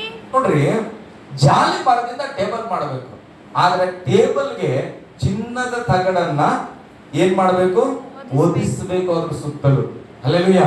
ಒಳಗಡೆ ಜಾಲಿ ಮರನೇ ಇರುತ್ತೆ, ಆದ್ರೆ ಅದ್ರ ಸುತ್ತ ಏನಿರ್ತದೆ? ಚಿನ್ನದ ಬಂಗಾರದ ತಗಡಿನಿಂದ ಹೊದಿಸ್ಬೇಕು. ಯೇಸು ಸ್ವಾಮಿ ಭೂಮಿಗೆ ಬಂದಾಗ 100ಕ್ಕೆ 100% ಮನುಷ್ಯನಾಗಿ ಅವತಾರ ಎತ್ತಿದ್ರು. ನಿಜನ ಸುಳ್ಳ? ಎಷ್ಟು ಮಟ್ಟಿಗೆ ಅವರು ಮನುಷ್ಯರಾಗಿದ್ದರು 100%, ಹಾಗೆ 100% ಅವರು ದೇವರು ಕೂಡ ಆಗಿದ್ದರು. ಹಲ್ಲೆಲೂಯಾ. ಹೇಗೆಂದ್ರೆ, ಈ ಮರ ಹೇಗೆ ಜಾಲಿ ಮರದಿಂದಲೇ ಟೇಬಲ್ ಮಾಡಿದ್ರು, ಆ ಜಾಲಿ ಮರವನ್ನ ಒಂದು ಚಿನ್ನದ ಒಂದು ತಗಡಿನಿಂದ ಏನ್ ಮಾಡ್ತಿದ್ರು? ಅದನ್ನ ಓದಿಸ್ತಾ ಇದ್ದಾರೆ. ಬೈಬಲ್ ಹೇಳ್ತದೆ, ಈ ಗುಡಾರವು ಯೇಸು ಸ್ವಾಮಿಯ ಹೋಲಿಕೆ ಪ್ರೇರೆ. ಹಲ್ಲೆಲೂಯಾ. ದೇವರ ಆಲಯವನ್ನ ದೇವರು ಕೊಟ್ಟಿದ್ದು ಸುಮ್ಮನೆ ಪ್ಲಾನ್ ಅಲ್ಲ, ಅದು ಯೇಸು ಕ್ರಿಸ್ತನನ್ನ ಕುರಿತಾಗಿ ಕೊಟ್ಟ ಪ್ಲಾನ್. ಅದಕ್ಕೆ ಯೇಸು ಸ್ವಾಮಿ ಹೇಳ್ತಾರೆ, ಈ ಆಲಯವನ್ನ ಕೆಡವಾಕ್ರಿ, 3 ದಿನಗಳ ನಂತರ ನಾನು ಏನ್ ಮಾಡ್ತೇನೆ? ಅದನ್ನ ಎಬ್ಬಿಸ್ತೇನೆ. ಹಲ್ಲೆಲೂಯಾ. ಅಂದ್ರೆ ಯೇಸು ಸ್ವಾಮಿ ನಾನೇ ಆಲಯ ಅನ್ನೋದನ್ನ ಅಲ್ಲಿ ನಮಗೆ ಪರಿಚಯ ಮಾಡಿದ್ರು. ಹಲ್ಲೆಲೂಯಾ. ಗಟ್ಟಿಯಾಗಿ ಹಲ್ಲೆಲೂಯಾ. ಓಕೆ, ಮುಂದೆ ಹೋದ್ರೆ ಹೇಗೆ? ಸ್ವಲ್ಪ ಸುತ್ತಲೂ ಚಿನ್ನದ ಗೋಟು ಕಟ್ಟಿಸಬೇಕು. ನೋಡಿ, ಸುತ್ತಲೂ ಚಿನ್ನದ ಗೋಟು ಕಟ್ಟಿಸಬೇಕು. ಮೇಜಿನ ಸುತ್ತಲೂ ಅಂಗೈ ಅಗಲದ ಅಡ್ಡಪಟ್ಟಿಯನ್ನು ಮಾಡಿಸಿ. ಅಡ್ಡಪಟ್ಟಿ ಮಾಡಬೇಕಂದ್ರೆ ಅದು ಎಷ್ಟಾಗಲೇ ಇರ್ಬೇಕಂತ ದೇವರು ಹೇಳಿದ್ರು. ಅಂಗೈಯಷ್ಟು ಅಡ್ಡಪಟ್ಟಿಯನ್ನು ಮಾಡಿಸಿ ಅದಕ್ಕೂ ಚಿನ್ನದ ಗೋಟು ಕಟ್ಟಿಸಬೇಕು. 4 ಚಿನ್ನದ ಬಳೆಗಳನ್ನು ಮಾಡಿಸಿ. ಯಾರೋ ಒಬ್ಬರು ಕೆಲವರು ಹೇಳ್ತಾರೆ, ಚಿನ್ನ ಹಾಕೊಂಬಾರ್ದು ಅಂತ. ಅಲ್ಲಪ್ಪ, ನಮ್ ದೇವ್ರಿಗೆ ಇಷ್ಟ ಆದ ಚಿನ್ನ ನಾವ್ಯಾಕೆ ಹಾಕೊಂಬಾರ್ದು? ಪ್ರಶ್ನೆ ಅಲ್ಲ. ದೇವರ ಆಲಯದಲ್ಲಿ ಒಂದ್ ಮೇಜಿರೋ ಟೇಬಲ್ಗೆ ದೇವ್ರ ಹೇಳಕತ್ತಾನ, ಚಿನ್ನ ಹಾಕ್ರಿ, ಚಿನ್ನ ಹಾಕ್ರಿ. ನಮ್ಮಪ್ಪ ಸೃಷ್ಟಿ ಮಾಡಿದ್ದವರು. ಹಲ್ಲೆಲೂಯಾ. ನಮ್ಮಪ್ಪ ಅಂದ್ರೆ ತಂದೆಯಾದ ದೇವರು. ನನ್ನ ದೇವರು ಸೃಷ್ಟಿ ಮಾಡಿದ್ರೆ ನೀನ್ ಯಾವನ ಬಂದು ಹಾಕೋಬೇಡ ಅಂದ್ರೆ ನಾನು ಯಾಕೆ ಹಾಕೊಳ್ಳದೆ ಇರ್ಲಿ? ಬೈಬಲ್ ಹೇಳುತ್ತೆ, ಸ್ತ್ರೀಯರ ಅಲಂಕಾರ ಬರೀ ಆಭರಣಗಳಿಂದಲೇ ಆಗಿರಬಾರದು. ಬರೀ ಆಭರಣ ಅಂದ್ರೆ ಬರೀ ಅದೆಲ್ಲ, ಒಳಗೆ ಸಾರಾಳ ಹಾಗೆ. ರೆಬಕ್ಕಳ ಹಾಗೆ ಅಲ್ಲ, ಅವರಂತೆ ನಂಬಿಕೆಯನ್ನು ಬೆಳೆಸ್ಕೊಡ್ರಿ. ಪ್ರಾರ್ಥನೆ ನಿಮ್ಮ ಆಭರಣವಾಗಿರ್ಲಿ, ನಿಮ್ ಜೀವನ ಶೈಲಿ ಆಭರಣವಾಗಿರ್ಲಿ. ಆಭರಣ ಹಾಕೋಬೇಡ ಅಂತಲ್ಲ, ಆಭರಣವೇ ನಿಮ್ಮ ಶೃಂಗಾರ ಆಗಿರಬಾರದು. ಸಾರಾಳನ್ನ ನೆನಪು ಮಾಡಿಕೊಳ್ಳ್ರಿ. ಆಕೆ ವಿಧೇಯಳಾಗಿದ್ದಳು, ಗಂಡನಿಗೆ ದೇವರಿಗೆ ವಿಧೇಯಳಾಗಿದ್ದಳು. ಆ ವಿಧೇಯತ್ವ ನಿಮ್ಗೆ ಆಭರಣವಾಗಿರ್ಬೇಕು ಅನ್ನೋದು ಅದರ ಚಿಂತೆ. ಹಲ್ಲೆಲೂಯಾ. ಸುಮ್ನೆ ಏನೇನೋ ಕಲ್ಪನೆ ಮಾಡ್ಕೊಬೇಡ. ನಿನಗೆ ಮನಸ್ಸಿಲ್ಲ ಅಂದ್ರೆ ಹಾಕೋಬೇಡ. ನನಗೆ ಮನಸ್ಸಿದೆ ಕೊಡ್ರಿ, 1 kg ಚಿನ್ನನ ಹಾಕೊಳ್ತಾನೆ. ಹಲ್ಲೆಲೂಯಾ. ಗಟ್ಟಿಯಾಗಿ ಹಲ್ಲೆಲೂಯಾ. ಆದ್ರೆ ಯಥಾರ್ಥವಾಗಿ ಹೇಳೋದಂದ್ರೆ ನನಗೆ ಗೋಲ್ಡ್ ಇಷ್ಟ ಇಲ್ಲ, ನನಗೆ ಕಲರ್ ಇಷ್ಟ ಆಗಂಗಿಲ್ಲ, ಅದಕ್ಕೆ ನಾನು ಇದುವರೆಗೆ ಹುಟ್ಟಿಲ್ಲ. ಸ್ತೋತ್ರ. ಕೊಟ್ರಿ ಅಂದ್ರೆ 1 kg ನಾನು ಸೇವೆಗಾಗಿ ಬಳಸ್ತೇನೆ. ಹಲ್ಲೆಲೂಯಾ. ಓಕೆ, ಮುಂದೆ ಹೋಗೋಣ. 4 ಚಿನ್ನದ ಬಳೆಗಳನ್ನು ಮಾಡಿಸಿ. ಅಪ್ಪ, ಚಿನ್ನದ ಬಳೆಗಳು ಮಾಡಿಸಿ. ಗಟ್ಟಿಯಾಗಿ ಹೇಳು, ಚಿನ್ನದ ಬಳೆಗಳನ್ನು ಮಾಡಿಸಿ. ಚಿನ್ನದ ಬಳೆ ಮಾಡಿಸ್ಕೊಂಡ್ರಲ್ಲ, ದೇವ್ರ ವಾಕ್ಯಗಳದ್ದು ಚಿನ್ನದ ಬಳೆನೇ ಹಾಕಬಾರ್ದು. ಓಕೆ, ನಾನು ಏನು ನಿಮ್ಗೆ ತರ್ಕ ಮಾಡ್ತಾ ಇಲ್ಲ, ಬಟ್ ನಿಮ್ ಮನಸ್ಸಿಗೆ ಹೋಗ್ಲಿ ವಚನಗಳು. 4 ಚಿನ್ನದ ಬಳೆಗಳನ್ನು ಮಾಡಿಸಿ ಮೇಜಿನ 4 ಕಾಲುಗಳಲ್ಲಿ ಹಚ್ಚಬೇಕು. ಮೇಜ್ ಆ ಟೇಬಲ್ ಕಾಲ್ಗೆ ನಾನು ದೇವ್ರ ಚಿನ್ನ ಹಾಕಂತ. ನಾವು ದೇವ್ರ ಸ್ವರೂಪದಲ್ಲಿ ಇದ್ದೇವ್ರಿ, ನಾವು ಚಿನ್ನ ಹಾಕಂದ್ರೆ ಏನ್ ಕಷ್ಟ ನಿಮ್ಗೆ? ಓದ್ರಿ. ಆ ಬಳೆಗಳು ಅಡ್ಡಪಟ್ಟಿಗೆ ಹತ್ತಿಕೊಂಡಿರಬೇಕು. ಅಡ್ಡಪಟ್ಟಿಗೆ ಹತ್ತಿಕೊಂಡಿರಬೇಕು. ಮೇಜನ್ನು ಎತ್ತುವುದಕ್ಕಾಗಿ, ಮೇಜನ್ನು ಎತ್ತಲಿಕ್ಕಾಗಿ ಕೋಲುಗಳನ್ನು ಅವುಗಳಲ್ಲಿ ಸೇರಿಸಬೇಕು. ಆ ಕೋಲುಗಳನ್ನು ಜಾಲಿ ಮರದಿಂದ ಮಾಡಿಸಿ ಅವುಗಳಿಗೆ ಚಿನ್ನದ ತಗಡುಗಳನ್ನು ಹೊದಿಸಬೇಕು. ಇವುಗಳಿಂದಲೇ ಮೇಜನ್ನು ಎತ್ತಬೇಕು. ಹಲ್ಲೆಲೂಯಾ. ಇದೆಲ್ಲವನ್ನ ಜಾಲಿ ಮರದಿಂದಲೇ ಮಾಡಬೇಕು. ದೇವರು ಕೊಟ್ಟ ಪ್ಲಾನ್ ಪ್ರಕಾರ ಮಾಡಬೇಕು. ಅದರ ಮೇಲೆ ಚಿನ್ನವನ್ನು ಹೊದಿಸಬೇಕು, ಅದರಲ್ಲೇ ಮೇಜನ್ನ ಎತ್ತಬೇಕು. ಹಲ್ಲೆಲೂಯಾ. ಗಟ್ಟಿಯಾಗಿ ಹಲ್ಲೆಲೂಯಾ. ಈ ಮೇಜಿನ ಬಗ್ಗೆ ನಾವು ತಿಳ್ಕೊಂಡ್ವಿ. ಈ ಮೇಜಿನ ಟೇಬಲ್ ಹಂಗಿರ್ಬೇಕಂತೇಳಿ ಇದ್ರ ಮೇಲೆ ಈಗ ರೊಟ್ಟಿಗಳನ್ನ ಇಡಬೇಕು. ಎಷ್ಟು ರೊಟ್ಟಿಗಳಂದ್ರೆ ನನಗೆ ಟೈಮ್ ಇಲ್ಲ ಓದಿಸ್ಲಿಕ್ಕೆ. 12 ರೊಟ್ಟಿಗಳನ್ನ ಇಡಬೇಕು. ಎಷ್ಟು ರೊಟ್ಟಿಗಳ್ರಿ? 12 ರೊಟ್ಟಿಗಳು. ಅದರಲ್ಲಿ 6 ರೊಟ್ಟಿಗಳಾಗಿ ಇಡಬೇಕು. 2 ಪಂಕ್ತಿ, ಈ ಕಡೆ 6, ಈ ಕಡೆ 6, ಈ ಕಡೆ 6, ಹಂಗೆ ಈ ಟೇಬಲ್ ಮೇಲೆ ಇಡಬೇಕು. 6 ಯಾಕೆ 12 ಇಡಬೇಕು? ದೇವರು 12 ರೊಟ್ಟಿನ ಯಾಕೆ ಆರಿಸ್ಕೊಂಡನು? ಏನಿತ್ತು? 12 ಸೃಷ್ಟಿನ. ಅವಾಗ ಯೇಸು ಸ್ವಾಮಿನೇ ಬಂದಿಲ್ಲ, ಎಲ್ಲಿ ಬಂದ್ರು ಶಿಷ್ಯರು? 12 ಕುಲಗಳು, 12 ಗೋತ್ರ, 12 ಕುಲ ಗೋತ್ರಗಳನ್ನ ದೇವರು ಆಯ್ಕೆ ಮಾಡಿದ ಮನುಷ್ಯರಲ್ಲಿ. ಗುಡಾರ ಹಾಕುವಾಗ 12 ಕುಲಗಳಲ್ಲಿ ಯಾವ್ಯಾವ ಕುಲ ಯಾವ್ಯಾವ ಕಡೆ ಇರಬೇಕೆಂಬುದಾಗಿ ಕೂಡ ಹೇಳಿದ್ರು. ಮಧ್ಯದಲ್ಲಿ ದೇವರ ಗುಡಾರ ಇದ್ರೆ ಸುತ್ತ 12 ಗೋತ್ರಗಳು ಇರಬೇಕು. ಬೆಳಿಗ್ಗೆ ನಮ್ಮ ಪಾಸ್ಟರ್ ಅವರು ಒಂದು ವಾಕ್ಯ ಕೇಳ್ತಾ ಇದ್ರು. ಅದ್ರಲ್ಲಿ ಏನ್ ಮಾಡಿದ್ರು, ಎಲಿಯನು ಆ ಕಟ್ಟಿಗೆ ಮೇಲೆ ಮಳೆ ಬರ್ಸ್ಲಿಕ್ಕಾಗಿ ಪ್ರಾರ್ಥನೆ ಮಾಡುವಾಗಲೂ ಕೂಡ ಆ ಕಟ್ಟಿಗೆಗೆ 12 ಕಲ್ಲುಗಳನ್ನ ಇಟ್ಟರಂತ. ಅದೇನಾ? 12 ಕಲ್ಲುಗಳು ಏನಕ್ಕೆ ಇಟ್ಟನಂದ್ರೆ ಒಂದೊಂದು ಗೋತ್ರವಾಗಿ ಆತನ 12 ಕಲ್ಲುಗಳನ್ನು ಇಟ್ಟನು. ನಿಯಮದ ಪ್ರಕಾರವಾಗಿ. ಎಲೆಯನ್ನು ಗೊತ್ತು, ಬೆಂಕಿ ಮಳೆ ಬರಬೇಕು, ಬೆಂಕಿ ಮಳೆ. ಹಲ್ಲೆಲೂಯಾ. ನೀರಲ್ಲ, ಕಟ್ಟಿಗೆನೆಲ್ಲ ತೊಯಿಸಿ ನೀರು ಸುರಿಸಿ ಹೆಚ್ಚಿಗೆ ಒದ್ದೆ ಮಾಡಿ ಆ ಕಡೆ ಅವನ್ ಏನ್ ಮಾಡ 12 ಗೋತ್ರಗಳಿಗೆ ಒಂದೊಂದು ಕಲ್ಲನ್ನ ಇಟ್ಟು ಆತನ ಜಪ ಮಾಡ್ತಾನೆ. ದೇವ್ರೆ, ನಿನ್ನ ಮಹಿಮೆಯನ್ನ ಈ ಜನಗಳು ನೋಡುವಂತೆ ಮಾಡ. ಹಲ್ಲೆಲೂಯಾ. ಆತನ ಕಲ್ಪನೆ ಏನ್ ಗೊತ್ತಾ? ದೇವ್ರು ನಿನ್ನ ಮಹಿಮೆನ ಈ ಜನ ಕಾಣಬೇಕು. ನಂಬಿಕೆ ಇಲ್ಲದವರು ಅವ್ರ ಮುಂದೆ ನಿನ್ನ ಮಹಿಮೆ ತೋರ್ಸ್ ಅಂತೇಳಿ ಇದ್ದಿದ್ರ ಕಟ್ಟಿಗೆನೂ ಕೂಡ ಹಸಿ ಮಾಡಿ ಹಾಕ್ಬಿಟ್ರು. ಅದು ದೇವ್ರು ವಾಕ್ಯ ಹೇಳ್ತದೆ, ಬೆಂಕಿ ಇಳಿತೆಂಬುದಾಗಿ. ಅದೇ 12 ಕುಲಗಳ ಬಗ್ಗೆ ಇಲ್ಲಿ ಕೂಡ ಹೇಳ್ತದೆ. ಆ ರೊಟ್ಟಿಯನ್ನ 12 ಗೋತ್ರಕ್ಕೆ ಪ್ರಕಾರವಾಗಿ 12 ರೊಟ್ಟಿಯನ್ನ ಮಾಡಿ ಇಡಬೇಕು. ಹಲ್ಲೆಲೂಯಾ. ಯಾರಿಗಾದ್ರೂ ಗೊತ್ತಿದ್ರೆ ಕೆಲವು ಗೋತ್ರಗಳನ್ನು ಹೇಳು, ಕುಲಗಳ ಬಗ್ಗೆ ಹೇಳ್ರಿ. 12 ಗೊತ್ತಿಲ್ಲ, ನನಗೂ ಗೊತ್ತಿಲ್ಲ. 1, 2, 3 ನಾನೆಲ್ಲ ಬಾಯ್ಪಾಠದಲ್ಲಿ ವೀಕ್ನೆಸ್. ನಾನು ಯೆಹೂದ ಕುಲ, ಯೆಹೂದ ಕುಲ, ಇಸ್ರಾಯೇಲ್ ಕುಲ, ಸೀಮೋನ್ ಕುಲ, ಗಾದ್ ವಂಶ ಕುಲ, ಯೂದ ಕುಲ, ಇಸಾಕ್ ಕುಲ, ಜೆಬೆಲನ್ ಕುಲ, ಯೇಷಕನ ಕುಲ, ಮಾನಸ ಕುಲ, ಬೆನ್ಯಾಮೀನ್ ಕುಲ. ಬೈಬಲ್ ನೋಡಿ ಹೇಳ್ತಾರ ಪಾಸ್ಟರ್. ನನಗೆ ಯಾರು ಆ ಕಡೆ ನೋಡ್ತಾ ಇಲ್ಲ. ಹಲ್ಲೆಲೂಯಾ. ಓಕೆ, ಬೈಬಲ್ ನೋಡಿ 12 ಗೋತ್ರಗಳನ್ನು ಹೇಳಿದ್ರು. ಸ್ತೋತ್ರ. ನನಗೆ ಬಾಯ್ಪಾಠ ಬರಲ್ಲ, ನನಗೆ ಸೀನಿಯರ್ ಅವರು. ದೇವ್ರ ಸ್ತೋತ್ರ, ಅವ್ರನ್ನ ಆಶೀರ್ವದಿಸಲಿ. ವಾಕ್ಯ ಹೇಳ್ತದೆ 12 ಕುಲದ ಬಗ್ಗೆ ಏನು ಚಿಂತೆ ಮಾಡಬೇಡ್ರಿ, ಬಟ್ ಅದು ನಿಮ್ಗೆ ಗೊತ್ತಿರಬೇಕು. 12 ಗೋತ್ರಕ್ಕೆ ತಕ್ಕ ಹಾಗೆ ದೇವರು 12 ರೊಟ್ಟಿಗಳನ್ನ ಮಾಡ್ಲಿಕ್ಕೆ ಹೇಳಿದ್ರು. ಈ ರೊಟ್ಟಿ ಬಹಳ ಇಂಪಾರ್ಟೆಂಟ್. ಹೇಳ್ರಿ, ರೊಟ್ಟಿ ಬಹಳ ಇಂಪಾರ್ಟೆಂಟ್. ನನಗೆ ಚೆನ್ನಾಗಿ ನಿಮಗ್ ಗೊತ್ತು, ಬೀದರ್ದವ್ರಿಗೆ ರೊಟ್ಟಿ ಇಲ್ಲದೆ ಏನು ಹೋಗಲ್ಲ, ನಮ್ಗೆ ಊಟ ಹೋಗಂಗಿಲ್ಲ. ಹಗಲು ರಾತ್ರಿ ರೊಟ್ಟಿ ಬಡಿತಾನೆ ಇರ್ಬೇಕು. ಈಗ ಈ ರೊಟ್ಟಿ ಇಲ್ಲಿ ಇಡಬೇಕು ಆ ಮೇಜಿನ ಮೇಲೆ. ಸಭೆಗೆ ಬರುವಾಗ ಮೊದಲನೇದು ಪಶ್ಚಾತ್ತಾಪ. ಸಭೆ ಒಳಗಡೆನೆ ನೀನು ಪಶ್ಚಾತ್ತಾಪ ಪಡ್ಬೇಕು, ನನ್ನ ಪಾಪ ನನಗೆ ಕ್ಷಮಿಸಪ್ಪ ಅಂತೇಳಿ ಒಳಗೆ ಬಂದ ಮೇಲೆ ನಿನ್ನನ್ನು ನೀನು ಯಜ್ಞವಾಗಿ ಅರ್ಪಿಸುವಂತ ಒಂದು ಸ್ತೋತ್ರ ಮಾಡಬೇಕು. ಆ ನಂತರ ಮೇಜಿಗೆ ನಾವು ಬರ್ತೇವೆ. ಆ ಮೇಜು ಕರ್ತನ ಮೇಜಾಗಿ ನಾವು ತೆಗೆದುಕೊಳ್ತೇವೆ. ನೆಕ್ಸ್ಟ್ ವೀಕ್ ಇರ್ತದ. ಈಗ ಮೇಜಿಂದ ಏನಂದ್ರೆ ರೊಟ್ಟಿ ಮಾಡ್ಬೇಕು. ನೀವ್ ಹೆಂಗ ಮಾಡ್ತೀರಿ ರೊಟ್ಟಿ? ಎದ್ರಾಗ ಮಾಡ್ತೀರಿ? ಜೋಳದ ಹಿಟ್ಟಿನ. ಹಾ, ಆಮೇಲೆ ರಾಗಿಯಲ್ಲೂ ಕೂಡ ಮಾಡ್ತೀವಿ. ಮನೇಲಿ ಈಗ ಸೊಸೆ ಇದ್ರು, ಹೊಸದಾಗಿ ಬಂದ್ರು ಸೊಸೆ. ನಿಮ್ಮ ಮನೇಲಿ ಒಂದು 20 ಜನ ಇದ್ರೆ ತಿಳ್ಕೊಂಡು, ಈಗ ಆಕೆ ಗೊತ್ತಿಲ್ಲ. ಅತ್ತೆ ಏನ್ ಮಾಡ್ತಾರೆ ಸಾಮಾನ್ಯವಾಗಿ, ನೋಡಮ್ಮ ಒಂದ್ 2 ಸೇರ್ ಇಟ್ಟು ಅದನ್ನ ನಾದ್ಸದ ಕಲಸು, ನಾದ ಮೇಲೆ ಕರೆಕ್ಟ್ 20 ಜನರಿಗೆ ಎಲ್ಲ 3 ರೊಟ್ಟಿ ಉಣ್ತವೆ. 30 ರೊಟ್ಟಿನ 60 ರೊಟ್ಟಿ ಏನ್ ಮಾಡು, ಬಡಿದಿಡು ಅಂತ ಹೇಳ್ತಾರೆ. ಯಾಕೆ? ಆಕೆ ಹೊಸಬಳು, ನೀ ಹೇಳ್ಕೊಡ್ಬೇಕು. ಹೇಳಿಲ್ಲ ಅಂದ್ರೆ ಅಮ್ಮ ಅವ್ರ ಮನೇಲಿ 3 ಜನ 6 ರೊಟ್ಟಿ ಮಾಡಿರ್ತಾರ, ಸಣ್ಣ ಫ್ಯಾಮಿಲಿ. 6 ರೊಟ್ಟಿನ ಮತ್ತೆ ಆಮೇಲೆ 12 ಬುಟ್ಟಿ ಮಾಡಬೇಕಾಗ್ತದೆ ಜಪ ಮಾಡಿ ಅಲ್ಲ. ಅಂತದೆಲ್ಲ ಬಹಳ ಕಷ್ಟ. ಅದಕ್ಕೆ ಏನ್ ಮಾಡ್ರಿ, ಹೇಳ್ಕೊಟ್ಬಿಡ್ರಿ. ನಮ್ಮ ಮನೇಲಿ ಇಷ್ಟು ರೊಟ್ಟಿ ಉಣ್ತೇವೆ, ಇಷ್ಟು ಅಕ್ಕಿ ಬೇಕು ನೋಡಮ್ಮ ಅಂತ ಹೇಳ್ಕೊಡ್ರಿ, ಜಗಳ ಮಾಡ್ಬೇಡ್ರಿ. ಹಲ್ಲೆಲೂಯಾ, ಗಟ್ಟಿಯಾಗಿ ಹಲ್ಲೆಲೂಯಾ. ಅದೇ ರೀತಿಯಾಗಿ ದೇವರು 12 ರೊಟ್ಟಿ ಮಾಡ್ಕೊಂಬರ್ರಿ. ಸೊಸೆಗಳ ಹೋಗಿ 12 ರೊಟ್ಟಿ ಬಡದ್ಬಿಡು ಅಂತ ಹೇಳಿಲ್ಲ. ನಾ ಅದಕ್ಕೆ ನಿಮ್ಗೆ ಹೇಳ್ದ ಅತ್ತಂದ್ರಿಗೆ ಸೊಸೆದ್ರಿಗೆ ಹೇಳ್ಕೊಡ್ರಿ, ಎಷ್ಟು ಹಿಟ್ಟು ಬೇಕು ಮಗ, ಎಷ್ಟೊತ್ತು ನಾದ್ ಇಡಬೇಕು, ಎಷ್ಟು ಬಡಿಬೇಕು, ಹೇಗೆ ಬಡಿಬೇಕು, ಹೇಗೆ ಬೇಯಿಸ್ಬೇಕು. ನಮ್ ಸಣ್ಣ ಮಗನ ಸ್ವಲ್ಪ ಕಡಕ್ ರೊಟ್ಟಿ ಬೇಕು, 1-2 ಕಡಕ್ ಮಾಡು ಅಲ್ಲ. ಅವಾಗ ಪಾಪ ಎಲ್ಲ ಸ್ಮೂತ್ ಮಾಡಿ ಇಕ್ಕಿರ್ತಾನ. ಸಣ್ಣ ತಮ್ಮ ಬಂದು ಕಡಕ್ ಹಾಕ್ಬಿಡ್ತಾನ. ನಾನು ಈ ರೊಟ್ಟಿ ತಿನ್ನಲ್ಲ, ಆ ಕಡೆ ಬಿಸಾಕಿ, ಈ ಕಡೆ ಬಿಸಾಕಿ. ಹಲ್ಲೆಲೂಯಾ. ದೇವ್ರ ಹೆಂಗ್ ಮಾಡ್ತಾನ, ರೊಟ್ಟಿ ಮಾಡೋದನ್ನ ಹೇಳ್ಕೊಟ್ಟು ನಾವು. ಕೆಲವರಿಗೆ ಕರ್ತನ ಮೇಜಿನ ಬಗ್ಗೆ ಡೌಟ್. ಕರ್ತನ ಮೇಜಲ್ಲಿ ಬ್ರೆಡ್ ಕೊಡ್ಬೇಕಾ, ರೆಡಿಮೇಡ್ ರೊಟ್ಟಿ ಕೊಡ್ಬೇಕಾ, ಏನು ಪ್ಲೇನ್ ಕೇಕ್ ಕೊಡ್ಬೇಕಾ, ಅಥವಾ ನಾವೇ ರೊಟ್ಟಿ ಮಾಡ್ಬೇಕಾ, ಜೋಳದ ರೊಟ್ಟಿ ಮಾಡ್ಬೇಕಾ, ಗೋಧಿ ರೊಟ್ಟಿ ಮಾಡ್ಬೇಕಾ ಅಂತ. ಓಕೆ, ದೇವ್ರು ಯಾವ ರೊಟ್ಟಿ ಹೇಳಿದ್ನು? ಯಾಜಕನ ಬರದ ಗ್ರಂಥಕ್ಕೆ ಬರೋಣ. ಯಾಜಕ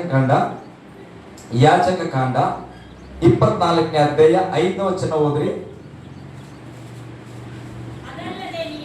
ಅದಲ್ಲದೆ ನೀನು ನೋಡಿ, ನೀನು ಗೋಧಿಯ ಹಿಟ್ಟಿನಿಂದ 12 ರೊಟ್ಟಿಗಳನ್ನ ಮಾಡಬೇಕು. ಪ್ರತಿಯೊಂದು ರೊಟ್ಟಿಯು ಒಂದು ರೊಟ್ಟಿನ ಎಷ್ಟು ಸೇರ್ಲು ಮಾಡ್ಬೇಕಂತ? 6 ಸೇರು. 6 ಸೇರನ್ನ ಅಳದು ಒಂದು ರೊಟ್ಟಿ ಮಾಡ್ಬೇಕು. ಮಾಡ್ಕೊಂಬಂದ್ರಿ ಯಾವ್ದಾರ ಪಾಸ್ಟ್ರಮ್ಮಾಗಿ ಕರ್ತನ ಮೇಜ್ ಕೊಡ್ಲಿಕ್ಕೆ ಪಾಸ್ಟ್ರಮ್ಮಾಗಿ ಹೇಳ್ಕೊಡ್ರಿ.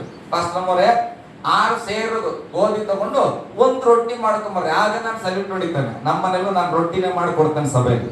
ಹಲ್ಲೆಲೂಯಾ. ಬೈಬಲ್ ಹೇಳುತ್ತೆ 12 ರೊಟ್ಟಿ ಮಾಡಬೇಕು.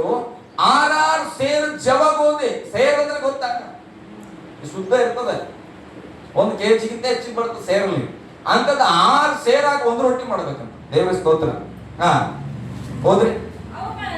ಅವುಗಳನ್ನು ಅಂದ್ರೆ ಒಂದು ಕಡೆ ಆಹಾರ, ಒಂದು ಕಡೆ ಆಹಾರರ ಮೇರೆಗೆ 2 ರಾಶಿಗಳಾಗಿ ಇಡಬೇಕು. ಮೇಜಿನ ಮೇಲೆ ರೊಟ್ಟಿ ಮಾಡ್ತಿರಲ್ಲ, ರೊಟ್ಟಿ ಎಷ್ಟು ಇರಬೇಕು, ಸೈಜ್ ಏನು, ಅದಕ್ಕೆ ಎಷ್ಟು ಹಿಟ್ಟು ಬಳಸಬೇಕು, ಯಾವ ಗೋಧಿಯಿಂದ ಮಾಡಬೇಕು ಎಲ್ಲವನ್ನ ಹೇಳಿ ಅದನ್ನ ಇಡುವ ನಿಯಮವನ್ನು ಕೂಡ ದೇವರು ಹೇಳ್ಕೊಟ್ಟನು. ಹಲ್ಲೆಲೂಯಾ. ಗಟ್ಟಿಯಾಗಿ ಹಲ್ಲೆಲೂಯಾ. ಇವತ್ತು ನಾನು ಹೇಳೋದು ಹಿಂಗೆಲ್ಲ ರೊಟ್ಟಿ ಮಾಡ್ಕೊಂತ ಕೂಡೋದ್ ಬೇಡ. ಮೊದಲು ನೀನು ಪಶ್ಚಾತ್ತಾಪ ಪಡು ಮಗ. ಮೊದಲು ಆರಾಧನೆ ಮಾಡೋದನ್ನ ಕಲಿ.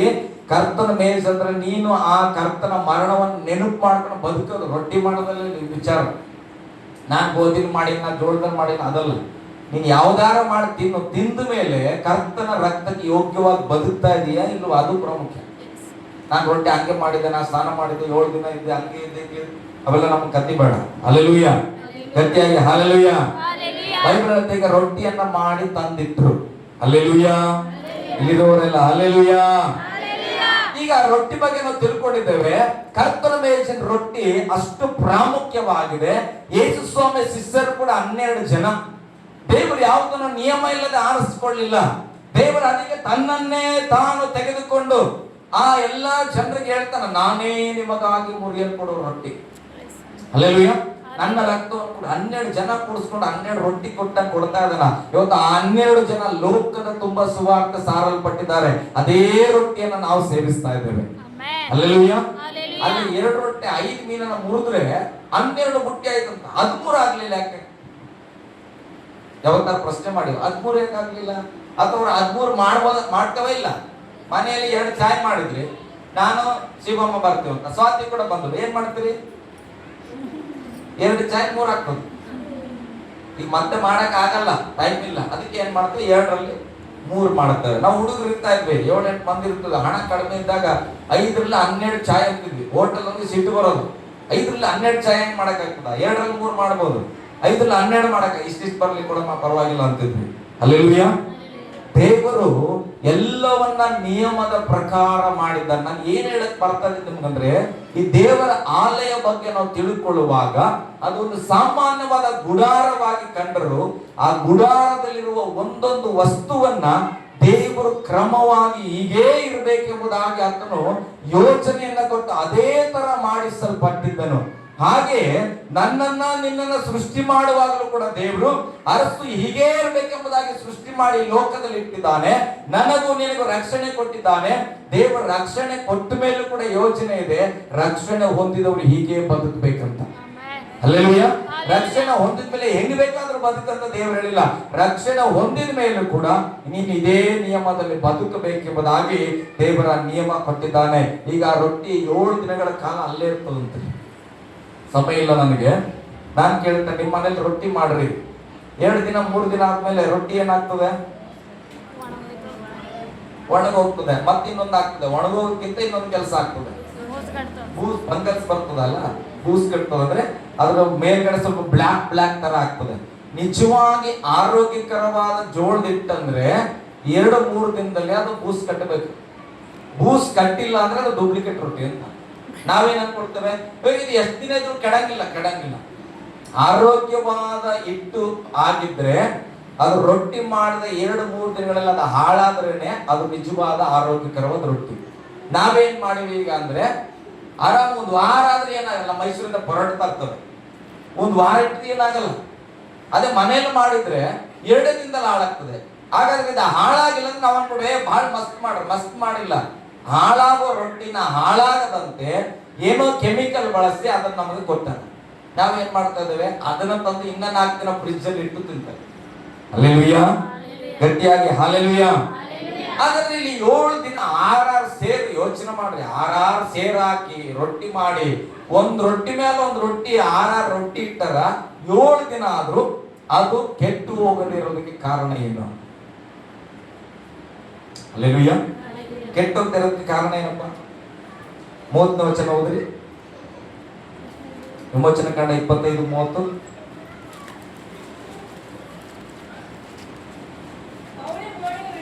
ಹಾ 25:30 ವಿಮೋಚನ ಕಾಂಡ. ನೋಡಿ, ನೈವೇದ್ಯವಾದ ರೊಟ್ಟಿಗಳು ಯಾವಾಗಲೂ ಆ ಮೇಜಿನ ಮೇಲೆ ನನ್ನ ಸಮ್ಮುಖದಲ್ಲಿಯೇ ಇಟ್ಟಿರಬೇಕು. ಆ ರೊಟ್ಟಿ ಹೆಸರೇನ್ರಿ? ಆ ರೊಟ್ಟಿ ಹೆಸರು ಏನ್ ಬರ್ತಿದೆ? ನೈವೇದ್ಯವಾದ ರೊಟ್ಟಿ. ಅಂದ್ರೆ ಅದು ಎಲ್ಲಿ ಇರಬೇಕು? ಅದು ಸಾಮಾನ್ಯವಾದ ರೊಟ್ಟಿ ಅಲ್ಲ, ಅದು ದೇವರ ಸನ್ನಿಧಿಯಲ್ಲಿ ಇಡಲ್ಪಟ್ಟಂತ ರೊಟ್ಟಿ. ಇಬ್ರು ಭಾಷೆಯಲ್ಲಿ ಅಥವಾ ಗ್ರೀಕ್ ಭಾಷೆಯಲ್ಲಿ ನಾವು ನೋಡೋದಾದ್ರೆ ಆ ನೈವೇದ್ಯ ರೊಟ್ಟಿ ಅನ್ನೋದ್ರ ಅರ್ಥ ಪ್ರಸನ್ನತೆಯ ರೊಟ್ಟಿ ಅಂತ ಅರ್ಥ ಆಗ್ತದ. ದೇವರ ಮುಖಭಾವ ಉಳ್ಳಂತ ರೊಟ್ಟಿ ಅಂದ್ರೆ ದೇವರ ಮುಖಕ್ಕೆ ಮುಖವಾಗಿದ್ದುಕೊಂಡು ಮಂಜೂಸದ ಪೆಟ್ಟಿಗೆಗೆ ಎದುರಾಗಿ ಇಡುವಂತ ಈ ರೊಟ್ಟಿ 7 ದಿನಗಳ ಕಾಲ ಏನಾಗ್ತದೆ? ದೇವರ ಸನ್ನಿಧಿಯಲ್ಲೇ ಇರುತ್ತೆ. ದೇವರ ಸಾನ್ನಿಧ್ಯದಲ್ಲಿ ದೇವರ ಪ್ರಸನ್ನತೆಯೊಟ್ಟಿಗೆ ಅದು ಇರುವ ಕಾರಣ ಆ ರೊಟ್ಟಿಯಲ್ಲಿ ಯಾವುದೇ ಫಂಗಸ್ ಆಗ್ಲಿ ಅಥವಾ ಕೆಟ್ಟೋದ ಏನು ಬೂಸ್ ಕಟ್ಟೋದಾಗ್ಲಿ ಬರೋದಿಲ್ಲ. ಅದನ್ನ ತೆಗೆದುಕೊಂಡು ಬಂದವರಿಗೆಲ್ಲ ಏನ್ ಮಾಡ್ತಾರೆ, ಸ್ವಲ್ಪ ಸ್ವಲ್ಪ ಮುರಿದು ಕೊಡ್ತಾರ. ಇವತ್ತೇನಾದ್ರೂ ನಾವು ಸ್ಕೂಲ್ಗಳಲ್ಲಿ ಅಂಗನವಾಡಿಯಲ್ಲಿ ನೋಡುವಾಗ ಏನಾದ್ರೂ ಸ್ವಲ್ಪ ಕೆಟ್ಟೋಗಿದ್ದು ಗೊತ್ತಿಲ್ಲ ಅಮ್ಮ ಅಡಿಗೆ ಮಾಡಿದ್ರೆ ಮಕ್ಕಳಿಗೆ ಏನಾಗ್ತದೆ, ಹೊಟ್ಟೆ ಹಾಳಾಗಿದೆ ಹಂಗೆ ಅಂತೇಳಿ ಅಡ್ಮಿಟ್ ಮಾಡಿ ನ್ಯೂಸ್ಗಳಲ್ಲಿ ಬರ್ತದೆ. 7 ದಿನ ಇದ್ದ ರೊಟ್ಟಿ ಯಾರು ಹೋಗಿಲ್ಲ, ಮುಟ್ಟಿಲ್ಲ, ನೋಡಿಲ್ಲ, ಬಾಗಿಲು ತೆಗ್ದಿಲ್ಲ, ಇಟ್ಟ ಜಾಗದಲ್ಲಿ ಇಟ್ಟಾರೆ. ಈಗ ಅದನ್ನೆಲ್ಲ ಮುರಿದು ಕೊಟ್ಟರು ಕೂಡ ಸಾವಿರಾರು ಜನ ರೊಟ್ಟಿ ತಿಂದ್ರು ಕೂಡ ಬೈಬಲ್ ಎಲ್ಲೂ ಒಬ್ಬರಿಗೆ ಹೊಟ್ಟೆ ನೋವು ಬಂತಂತ ಬರ್ದಿಲ್ಲ. ಹಲ್ಲೆಲೂಯಾ. ಹಾಗಾದ್ರೆ ಆ ರೊಟ್ಟಿಯಲ್ಲಿ ಏನಿದ್ದಿತ್ತು? ಬೈಬಲ್ ಹೇಳುತ್ತೆ ಆ ರೊಟ್ಟಿ ನೈವೇದ್ಯಕ್ಕೆ ಇಡಲ್ಪಟ್ಟಂತ ರೊಟ್ಟಿ. ನೈವೇದ್ಯ ಅಂದ್ರೆ ದೇವರ ಮುಖಭಾವದಲ್ಲಿ ಇಡುವಂತದ್ದು. ಬೈಬಲ್ ಹೇಳುತ್ತೆ ಅದಕ್ಕೆ, ನಿನ್ನ ದೇವರಾಗಿರುವ ಯೆಹೋವ ದೇವರಲ್ಲದೆ ಬೇರೆ ದೇವರಿರಬಾರದು, ಯಾವುದೇ ಇತರ ದೇವತೆಗಳಿಗೆ ನೈವೇದ್ಯವಾದ ಪದಾರ್ಥವನ್ನು ತಿನ್ನಬಾರದು. ಕಾರಣ ಏನು ಗೊತ್ತಾ? ಅದು ಯಾವುದೋ ಮೂಕ ವಿಗ್ರಹದ ಮುಂದೆ ಇದ್ದಂತ ನೈವೇದ್ಯ. ಅದು ನಮಗೆ ತಿನ್ನೋ ಅರ್ಹತೆ ಇಲ್ಲ, ಕೊಟ್ಟಿಲ್ಲ ದೇವರು. ನಮಗೆ ಕೊಟ್ಟಿರುವ ರೊಟ್ಟಿ ಕರ್ತನ ಮೇಜು, ಕರ್ತನ ಬಳಿಯಲ್ಲಿ ಇರುವಂತದನ್ನ ತಿನ್ಬೇಕು. ಇವತ್ತು ನಾವ್ ಹೇಳ್ತೀವಿ ಏನಾಗಲ್ಲ ಬಿಡ್ರಿ, ಏನಾಗಲ್ಲ, ಏನ್ ಬೇಕಾದ್ರೂ ಆಗ್ಬೋದು. ಅರ್ಥ ಆಗ್ತದ? ಏನಾಗಲ್ ಬಿಡ್ರಿ ಅಂತ ತಿಂದ್ರೆ. ನಾನು ಸ್ಟಾರ್ಟಿಂಗ್ ಅಲ್ಲಿ ಬಂದಾಗ ಗೊತ್ತಿಲ್ಲ, ಸಿಕ್ಕಿದ ಕಡೆಲ್ಲ ಊಟ ಮಾಡಿ ಒಂದು 7 ದಿನ ಅಡ್ಮಿಟ್ ಆಗಿದ್ದೆ ನಾನು ಹಾಸ್ಪಿಟಲ್ ಅಲ್ಲಿ. ಗೊತ್ತಿಲ್ಲ ನನಗೆ ಯಾಕೆ ಹಂಗ ಆಗ್ತದೆ ಅಂತ. ಆಮೇಲೆ ನಾನು ಹೆಂಡತಿ ಕೇಳಿದ್ರು, ಏನಾದ್ರೂ ಎಲ್ಲಾದ್ರೂ ಹೋಗಿಲ್ಲ ದೋಸ್ತುಗಳು ಸರಿ ಏನಾದ್ರು ಆಯ್ತಾ ಅಂತೇಳಿ. ಅವಾಗ ನೆನಪಾದಾಗ ನಾನು ಹೇಳಿದೆ, ದೇವ್ರ ವಾಕ್ಯ ಹೇಳ್ತು ಕೀರ್ತನೆ, ನೀನ್ ತಿಂದಿರೋದನ್ನ ಕಾರೋರ್ಗು ನಾನು ಸುಮ್ಮನೆ ಬಿಡಲ್ಲ ಅಂತ. ಅವಾಗ ನಾನು ದೇವ್ರ ಸಮರ್ಪಣೆ ಮಾಡಿದೆ. ದೇವರೇ ಸೇವಕಾಗಿ ಗೊತ್ತಿದ್ದಿಲ್ಲ ನನಗೆ, ಅವಾಗ ಹೊಸದಲ್ಲ ಅಂತೇಳಿ ನಾನು ಯಾವಾಗ ಪಶ್ಚಾತ್ತಾಪ ಪಟ್ಟನೋ, ನಾನು ಬ್ಲಡ್ ಚೆಕಪ್ ಕೂಡ ಮಾಡಿಸಿಲ್ಲ, ಹಂಗೆ ಬಂದ್ವಿ ಹಾಸ್ಪಿಟ್ಲಿಂದ. ದೇವ್ರ ಕೃಪೆ ಇನ್ನ ಬದುಕಿದೆ. ಹಲ್ಲೆಲೂಯ. ಅಂದ್ರೆ ಈ ರೊಟ್ಟಿ ಎಲ್ಲಿ ಇರ್ಬೇಕ್ರಿ? ದೇವರ ಸನ್ನಿಧಿಯಲ್ಲಿ ಇರಬೇಕು. ಅದಕ್ಕೆ ಸಮ್ಮುಖದ ರೊಟ್ಟಿ ಅಥವಾ ನೈವೇದ್ಯದ ರೊಟ್ಟಿ ಅಥವಾ ದೇವರ ಪ್ರಸನ್ನತೆಯ ರೊಟ್ಟಿ ಅಂತ ಕರೀತೇವೆ. ಇವತ್ತು ನನ್ನ ಬಗ್ಗೆ ನಿಮ್ಮ ಬಗ್ಗೆ ನೋಡೋದಾದ್ರೆ, ಪಶ್ಚಾತ್ತಾಪ ಪಡ್ತಾ ಇದ್ದೇವೆ, ಬಂದು ಇಲ್ಲಿ ಧೂಪ ಹಾಕ್ತಾ ಇದ್ದೇವೆ, ಪ್ರಾರ್ಥನೆ ಮಾಡ್ತಾ ಇದ್ದೇವೆ. ಆದ್ರೆ ನಾವು 7 ದಿನಗಳ ಕಾಲ ದೇವರ ಸಮ್ಮುಖದಲ್ಲಿರುವ ರೊಟ್ಟಿಗಳಾಗಿದ್ದೇವ? ಪ್ರಶ್ನೆ ಅದೇ. ಯಾಕೆ ನಾವು ಕೆಟ್ಟು ಹೋಗ್ತಾ ಇದ್ದೇವೆ? ಯಾಕೆ ನಮ್ಮ ಜೀವಿತ ಕೆಟ್ಟು ಹೋಗ್ತಾ ಇದೆ? ಯಾಕೆ ನಮ್ಮ ಜೀವಿತ ಶುದ್ಧವಾಗಿ ಇರ್ತಾ ಇಲ್ಲ? ಯಾಕೆ ನಮ್ಮ ಜೀವಿತ ಆರೋಗ್ಯ ಭರಿತವಾಗಿಲ್ಲ? ಯಾಕೆ ನಮ್ಮ ಕುಟುಂಬಗಳು ಸಂತೋಷ ಸಮಾಧಾನದಲ್ಲಿ ಇಲ್ಲ ಅಂದ್ರೆ ಪಶ್ಚಾತ್ತಾಪ ಪಡ್ತಾ ಇಲ್ಲ ಅಂತಲ್ಲ, ಪಡ್ತಾ ಇದ್ದೇವೆ. ನಾವು ಆರಾಧನೆ ಮಾಡ್ತಾ ಇಲ್ಲ ಅಂತಲ್ಲ, ನಾವೇನ್ ಮಾಡ್ತೇವೆ? ಆರಾಧನೆ ಮಾಡ್ತಾ ಇದ್ದೇವೆ, ಪ್ರಾರ್ಥನೆ ಮಾಡ್ತಾ ಇದ್ದೇವೆ, ಆದ್ರೆ ದೇವರ ಸಮ್ಮುಖದಲ್ಲಿ ಇರುವುದೊಂದು ಬಿಟ್ಟು. ಅರ್ಥ ಆಗ್ತಾ ಇದೆಯಲ್ಲ? ಸಮಸ್ಯೆಗಳಿಗೆ ನಾವು ಉತ್ತರನ ಹೆಂಡತಿ ಸಮಸ್ಯೆ ಅಂತೇವೆ, ಗಂಡ ಸಮಸ್ಯೆ ಅಂತೇವೆ, ಮಕ್ಕಳ ಸಮಸ್ಯೆ ಅಂತೇವೆ, ಅಪ್ಪ ಸಮಸ್ಯೆ, ಅತ್ತಿಗೆ ಸಮಸ್ಯೆ, ನಮ್ಮ ನೆಂಟರ ಸಮಸ್ಯೆ, ನನ್ನ ಸಾಲದ ಸಮಸ್ಯೆ, ರೋಗದ ಸಮಸ್ಯೆ. ಅದಲ್ಲ ಮೊದಲನೇ ಸಮಸ್ಯೆ. ನೀನು ಪ್ರಾರ್ಥನೆ ಮಾಡಿದ್ದು ಸ್ತೋತ್ರ, ನಿನ್ ಪ್ರಾರ್ಥನೆ ದೇವ್ರಿಗೆ ಮುಟ್ಟಿತ್ತು, ದೇವ್ರು ಏನೋ ಉತ್ತರನ ಗಬ್ರಿಯೇಲನ ಹತ್ರ ಕೊಟ್ಟಾನ, ತಗೊಂಡೋಗಪ್ಪ ಅವನಿಗೆ ಉತ್ತರ ಕೊಡಂತ. ನೀನ್ ಆ ಸನ್ನಿಧಿ ಬಿಟ್ಟು ಎದ್ನೋ ಬಿದ್ದು ಓಡಿ ಹೋಗಿ ಅವಾಗ ದೇವದೂತ ಬಂದು ಕಾಲಿ ಏನ್ ಮಾಡ್ತಾನ? ಯಾರಿಗಂದ್ರೆ ಅವ್ರಿಗೆ ಕೊಡಕ್ಕಿಲ್ಲ. ನಾನು ಯಾವಾಗ ಹೇಳ್ತಾ ಇದ್ದೆ, ಮನುಷ್ಯನಿಗೆ ಕೊಲೆಸ್ಟ್ರಾಲ್ ಹೆಚ್ಚಾದ್ರೆ ಇಲ್ಲಿ ಬೆಳೀತದಂತ ಮಾಂಸ ಅಲ್ಲ, ಈ ಶಾರೀರಕ್ಕೆ ಹೆಚ್ಚಾದ ಊಟ ಬಂದ್ರೆ ಎಲ್ಲಿ ಕಳಿಸ್ಬೇಕಂತ ಗೊತ್ತಿಲ್ಲ ಅಂತ ಅದಕ್ಕೆ ಅದೇನ್ ಮಾಡ್ತದೆ? ಶರೀರದಲ್ಲಿ ಎಲ್ಲಿ ಖಾಲಿ ಜಾಗ ಇದೆ ಅಲ್ಲಿಗೆ ತಳ್ತದಂತ. ಯಾಕಂದ್ರೆ ಗೊತ್ತಿಲ್ಲ ಏನ್ ಮಾಡ್ಬೇಕಂತ. ಎಕ್ಸ್ಟ್ರಾ 1 ಚಪಾತಿ ಸಾಕು ನಿನ್ನ ಆರೋಗ್ಯಕ್ಕೆ, ನೀವ್ 3 ತಿಂದೆ ಅಂದ್ರೆ 3ನೇ ಏನ್ ಮಾಡ್ಬೇಕಂತ ಅದು ಗೊತ್ತಿಲ್ಲ. ಅದಕ್ಕೆ ಏನ್ ಮಾಡ್ತದೆ? ಖಾಲಿ ಜಾಗದಲ್ಲಿ ತಳ್ಳುತ್ತೆ. ಹಲ್ಲೆಲೂಯಾ.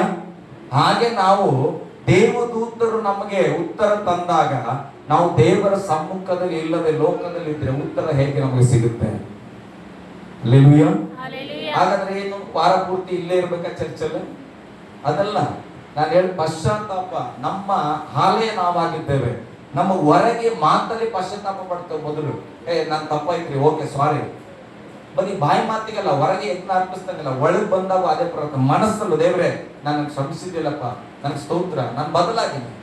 ಈ ಬದಲಾವಣೆಯನ್ನ ವಾರ ಪೂರ್ತಿ ಕಾಪಾಡ್ಕೋಬೇಕು. ಅದು ದೇವರ ಸನ್ನಿಧಿಯಲ್ಲಿ ಇರೋದಂದ್ರೆ. ದೇವರ ಸನ್ನಿಧಿಯಲ್ಲಿ ಇರೋದ್ರೆ ಏನ್ ಒಡಂಬಡಿಕೆ ಮಾಡಿದೆ, ಏನ್ ಪಶ್ಚಾತ್ತಾಪ ಪಟ್ಟೆ, ಯಾವುದನ್ನು ಬಿಡ್ತೀನಂತೆ, ಯಾವುದನ್ನು ಮಾಡ್ತೆ ಅಂತ ಹೇಳಿದೆ ಭಾನುವಾರ, ಅದನ್ನ ನೆಕ್ಸ್ಟ್ ಭಾನುವಾರ ಬರೋವರೆಗೂ ಅದನ್ನ ನಿನ್ನ ಮನಸ್ಸಲ್ಲಿ ತಂದುಕೊಂಡು ಅದರಂತೆ ನೀನು ಜೀವಿಸ್ತಾ ಇದ್ರೆ ಬೈಬಲ್ ಪ್ರಕಾರ ನೀನುವೆ 7 ದಿನ ದೇವರ ಸಮ್ಮುಖದಲ್ಲಿದ್ದ ರೊಟ್ಟಿಯಾಗಿ ಬದಲಾಗ್ತಿ.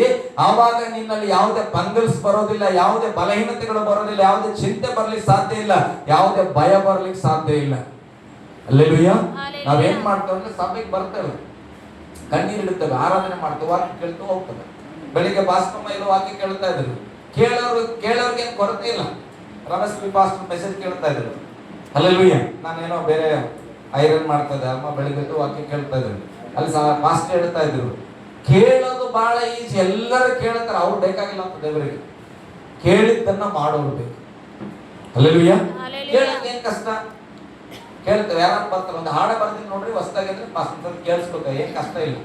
ಆಮೇಲೆ ಪಕ್ಕದವ್ರು ಕೇಳ್ತಾರೆ, ಏನ್ ಹಾಡು ಬರ್ದಾರ್ರಿ, ಕೇಳಕ್ಕೆ ಬಹಳ ಕಷ್ಟ ಅಂತ ಅಲ್ಲ. ಹಲ್ಲೆಲೂಯಾ. ಗಟ್ಟಿಯಾಗಿ ಹಲ್ಲೆಲೂಯಾ. ಪರಿಶುದ್ಧ ಸ್ಥಳ, ಅತಿ ಪರಿಶುದ್ಧ ಚಿಂತೆ ಮಾಡಬೇಡ್ರಿ, ದೇವರೇ ಅದನ್ನ ತೆಗೆದು ನಮ್ಮನ್ನ ಒಂದು ಮಾಡ್ಕೊಂಡು ಅದನ್ನ ನಾವು ಈ 3 ಕ್ರಿಯೆಗಳಲ್ಲಿ ಕ್ರಮವಾಗಿರ್ಬೇಕು. ಒಂದು ಪಶ್ಚಾತ್ತಾಪ. ಹೇಳ್ರಿ, ಪಶ್ಚಾತ್ತಾಪ. ನಿಜವಾಗಿ ಪಡಬೇಕು ಪಶ್ಚಾತ್ತಾಪ, ಸುಮ್ಮನೆ ಅಲ್ಲ, ನಾಟಕೀಯವಾಗಿಲ್ಲ. ಧೂಪ ಅಂದ್ರೆ ಪ್ರಾರ್ಥನೆ. ಪ್ರಾರ್ಥನೆ ಮಾಡ್ರಿ ಅಂತ ಅನ್ಸ್ಕೋಬಾರದು ಅಲ್ಲ. ಅಲ್ಲೆಲ್ಲೂಯ್ಯ ಸ್ತುತಿ ಮಾಡಿರಿ ಅಂತ ಮತ್ತೊಂದ್ಸರಿ ಹೇಳ್ಬೇಕು, ಆಮೇಲೆ ನಾವು ಮಾಡೋದು ಹಂಗಲ್ಲ. ಪ್ರಾರ್ಥನೆ ಅಂದ್ರೆ ನಮ್ಮ ಒಳಗಿಂದ ಬರೋದು. ನಾನ್ ಪ್ರಾರ್ಥನೆ ಮಾಡಬೇಕು, ಅದಾದ ನಂತರ ಮೇಜಿನ ಬಗ್ಗೆ ಬರ್ತೇವೆ. ಬೈಬಲ್ ಹೇಳ್ತದೆ, ನನ್ನ ಮರಣವನ್ನ ನೆನಪು ಮಾಡಿಕೊಳ್ಳಿಕ್ಕಾಗಿ ಕರ್ತನ ಭೋಜನ ತೆಗೆದುಕೊಂಡು. ಒಂದ್ ತಿಂಗಳು ನಾವು ಕರ್ತನ ಭೋಜನ ತೆಗೆದುಕೊಂಡ್ಮೇಲೆ ನೆಕ್ಸ್ಟ್ ಮಂತ್ ಬರೋವರೆಗೂ ನಮ್ಮ ಮನಸ್ಸಲ್ಲಿ ಗುಣಗುಡ್ತಾ ಇರ್ಬೇಕು, ನನಗಾಗಿ ಯೇಸು ರಕ್ತ ಸುರಿಸಿದೆ, ನಮ್ಮ ಅಪ್ಪ ಅಲ್ಲ. ಯೇಸು ನನ್ನನ್ನು ಪ್ರೀತಿ ಮಾಡಿದ್ದಾನೆ, ಯೇಸು ನನ್ನನ್ನ ಮಗನಂತ ಕರೆದಿದ್ದಾನೆ, ಯೇಸು ನಮ್ಮನ್ನ ನೀತಿವಂತ ಅಂತ ಕರೆದಾನ, ಯೇಸು ನಮ್ಮನ್ನ ಪ್ರೀತಿಸಿ ಪರಲೋಕದವರಾಗಿ ಬದಲಾಯಿಸಿದ್ದಾನ. ದೇವರ ವಾಕ್ಯ ಹೇಳ್ತದೆ, ಲೋಕದಲ್ಲಿ ಇರುವ ಮಾತ್ರಕ್ಕಿಂತ ನಿನ್ನೊಳಗಿರುವ ದೇವರು ದೊಡ್ಡವನು. ಅದನ್ನ ನೀನ್ ಧ್ಯಾನ ಮಾಡ್ಬೇಕು ಒಂದು ತಿಂಗಳು. ಸಮಸ್ಯೆಗಿಂತ ನಾನು ದೇವರು ದೊಡ್ಡವನಪ್ಪ, ನನ್ನನ್ನು ಕರೆದ ದೇವರು ನಂಬಿಗಸ್ತು. ಇದನ್ನ ಒಂದು ತಿಂಗಳು ಧ್ಯಾನ ಮಾಡಿದ್ರೆ ನೆಕ್ಸ್ಟ್ ಮಂತ್ ಕರ್ತನ ಮೇಜಲ್ಲಿ ನಿನ್ನ ಜೀವನ ಹೆಂಗಿರ್ತದಂದ್ರೆ, ಸಿಸ್ಟರ್ ಸ್ವಲ್ಪ ಗಟ್ಟಿಯಾಗಿ ಬಡಿಬೇಡ್ರಿ ಅಂತ ಹೇಳ್ಬೇಕು ನಾವು. ಚೀರ್ಬೇಡ್ರಿ, ಪಕ್ಕದವರೆಲ್ಲ ಕಂಪ್ಲೇಂಟ್ ಮಾಡ್ತಾರ ಅಂತ. ಆರಾಧನೆ ಬರಬೇಕಂದ್ರೆ ಒಂದು ತಿಂಗಳು ನೀನ್ ದೇವ್ರ ಸಮ್ಮುಖದಲ್ಲಿದ್ರೆ ಹೇಳೋದೇ ಬೇಡ. ಹಲ್ಲೆಲೂಯಾ, ಗಟ್ಟಿಯಾಗಿ ಹಲ್ಲೆಲೂಯಾ. ಇದು ನಮ್ಮ ಆಲಯದ ಬಗ್ಗೆ ದೇವರು ನಮಗೆ ಕಲಿಸಿತ್ತು. ಇವತ್ತು ನಾವು ಈ ಗುಡಾರದಲ್ಲಿ ಇಲ್ಲ, ನಾವೇ ದೇವರ ಆಲಯವಾಗಿದ್ದೇವೆ. ಈ ಆಲಯದಲ್ಲಿ ಮೊದಲು ಪಶ್ಚಾತ್ತಾಪ, ಪ್ರಾರ್ಥನೆ, ದೇವರ ಸನ್ನಿಧಿಯಾಗಿ ನಾವು ಮಾರ್ಪಡಿಸ್ಕೊಂಡ್ರೆ ನೀನು ಹೋಗುವ ಸ್ಥಳದಲ್ಲೆಲ್ಲ ಜಯ ಕಾಣುತ್ತೆ. ನೀನು ಹೋಗುವ ಸ್ಥಳದಲ್ಲೆಲ್ಲ ಅವರೇ ಗುರುತಿಸ್ತಾರೆ, ಇದು ದೇವರ ಆಲಯ ಎಂಬುದಾಗಿ. ಹಲ್ಲೆಲೂಯಾ. ನಾವೆಲ್ಲರೂ ಇಂಥ ಸ್ಥಳಗಳಲ್ಲಿ ಎದ್ದು ನಿಂತುಕೊಳ್ಳೋಣ ಪ್ರೇರೆ, ಕಣ್ಣುಗಳನ್ನ ಮುಚ್ಚಿ ಇಂಥ ಸ್ಥಳಗಳನ್ನ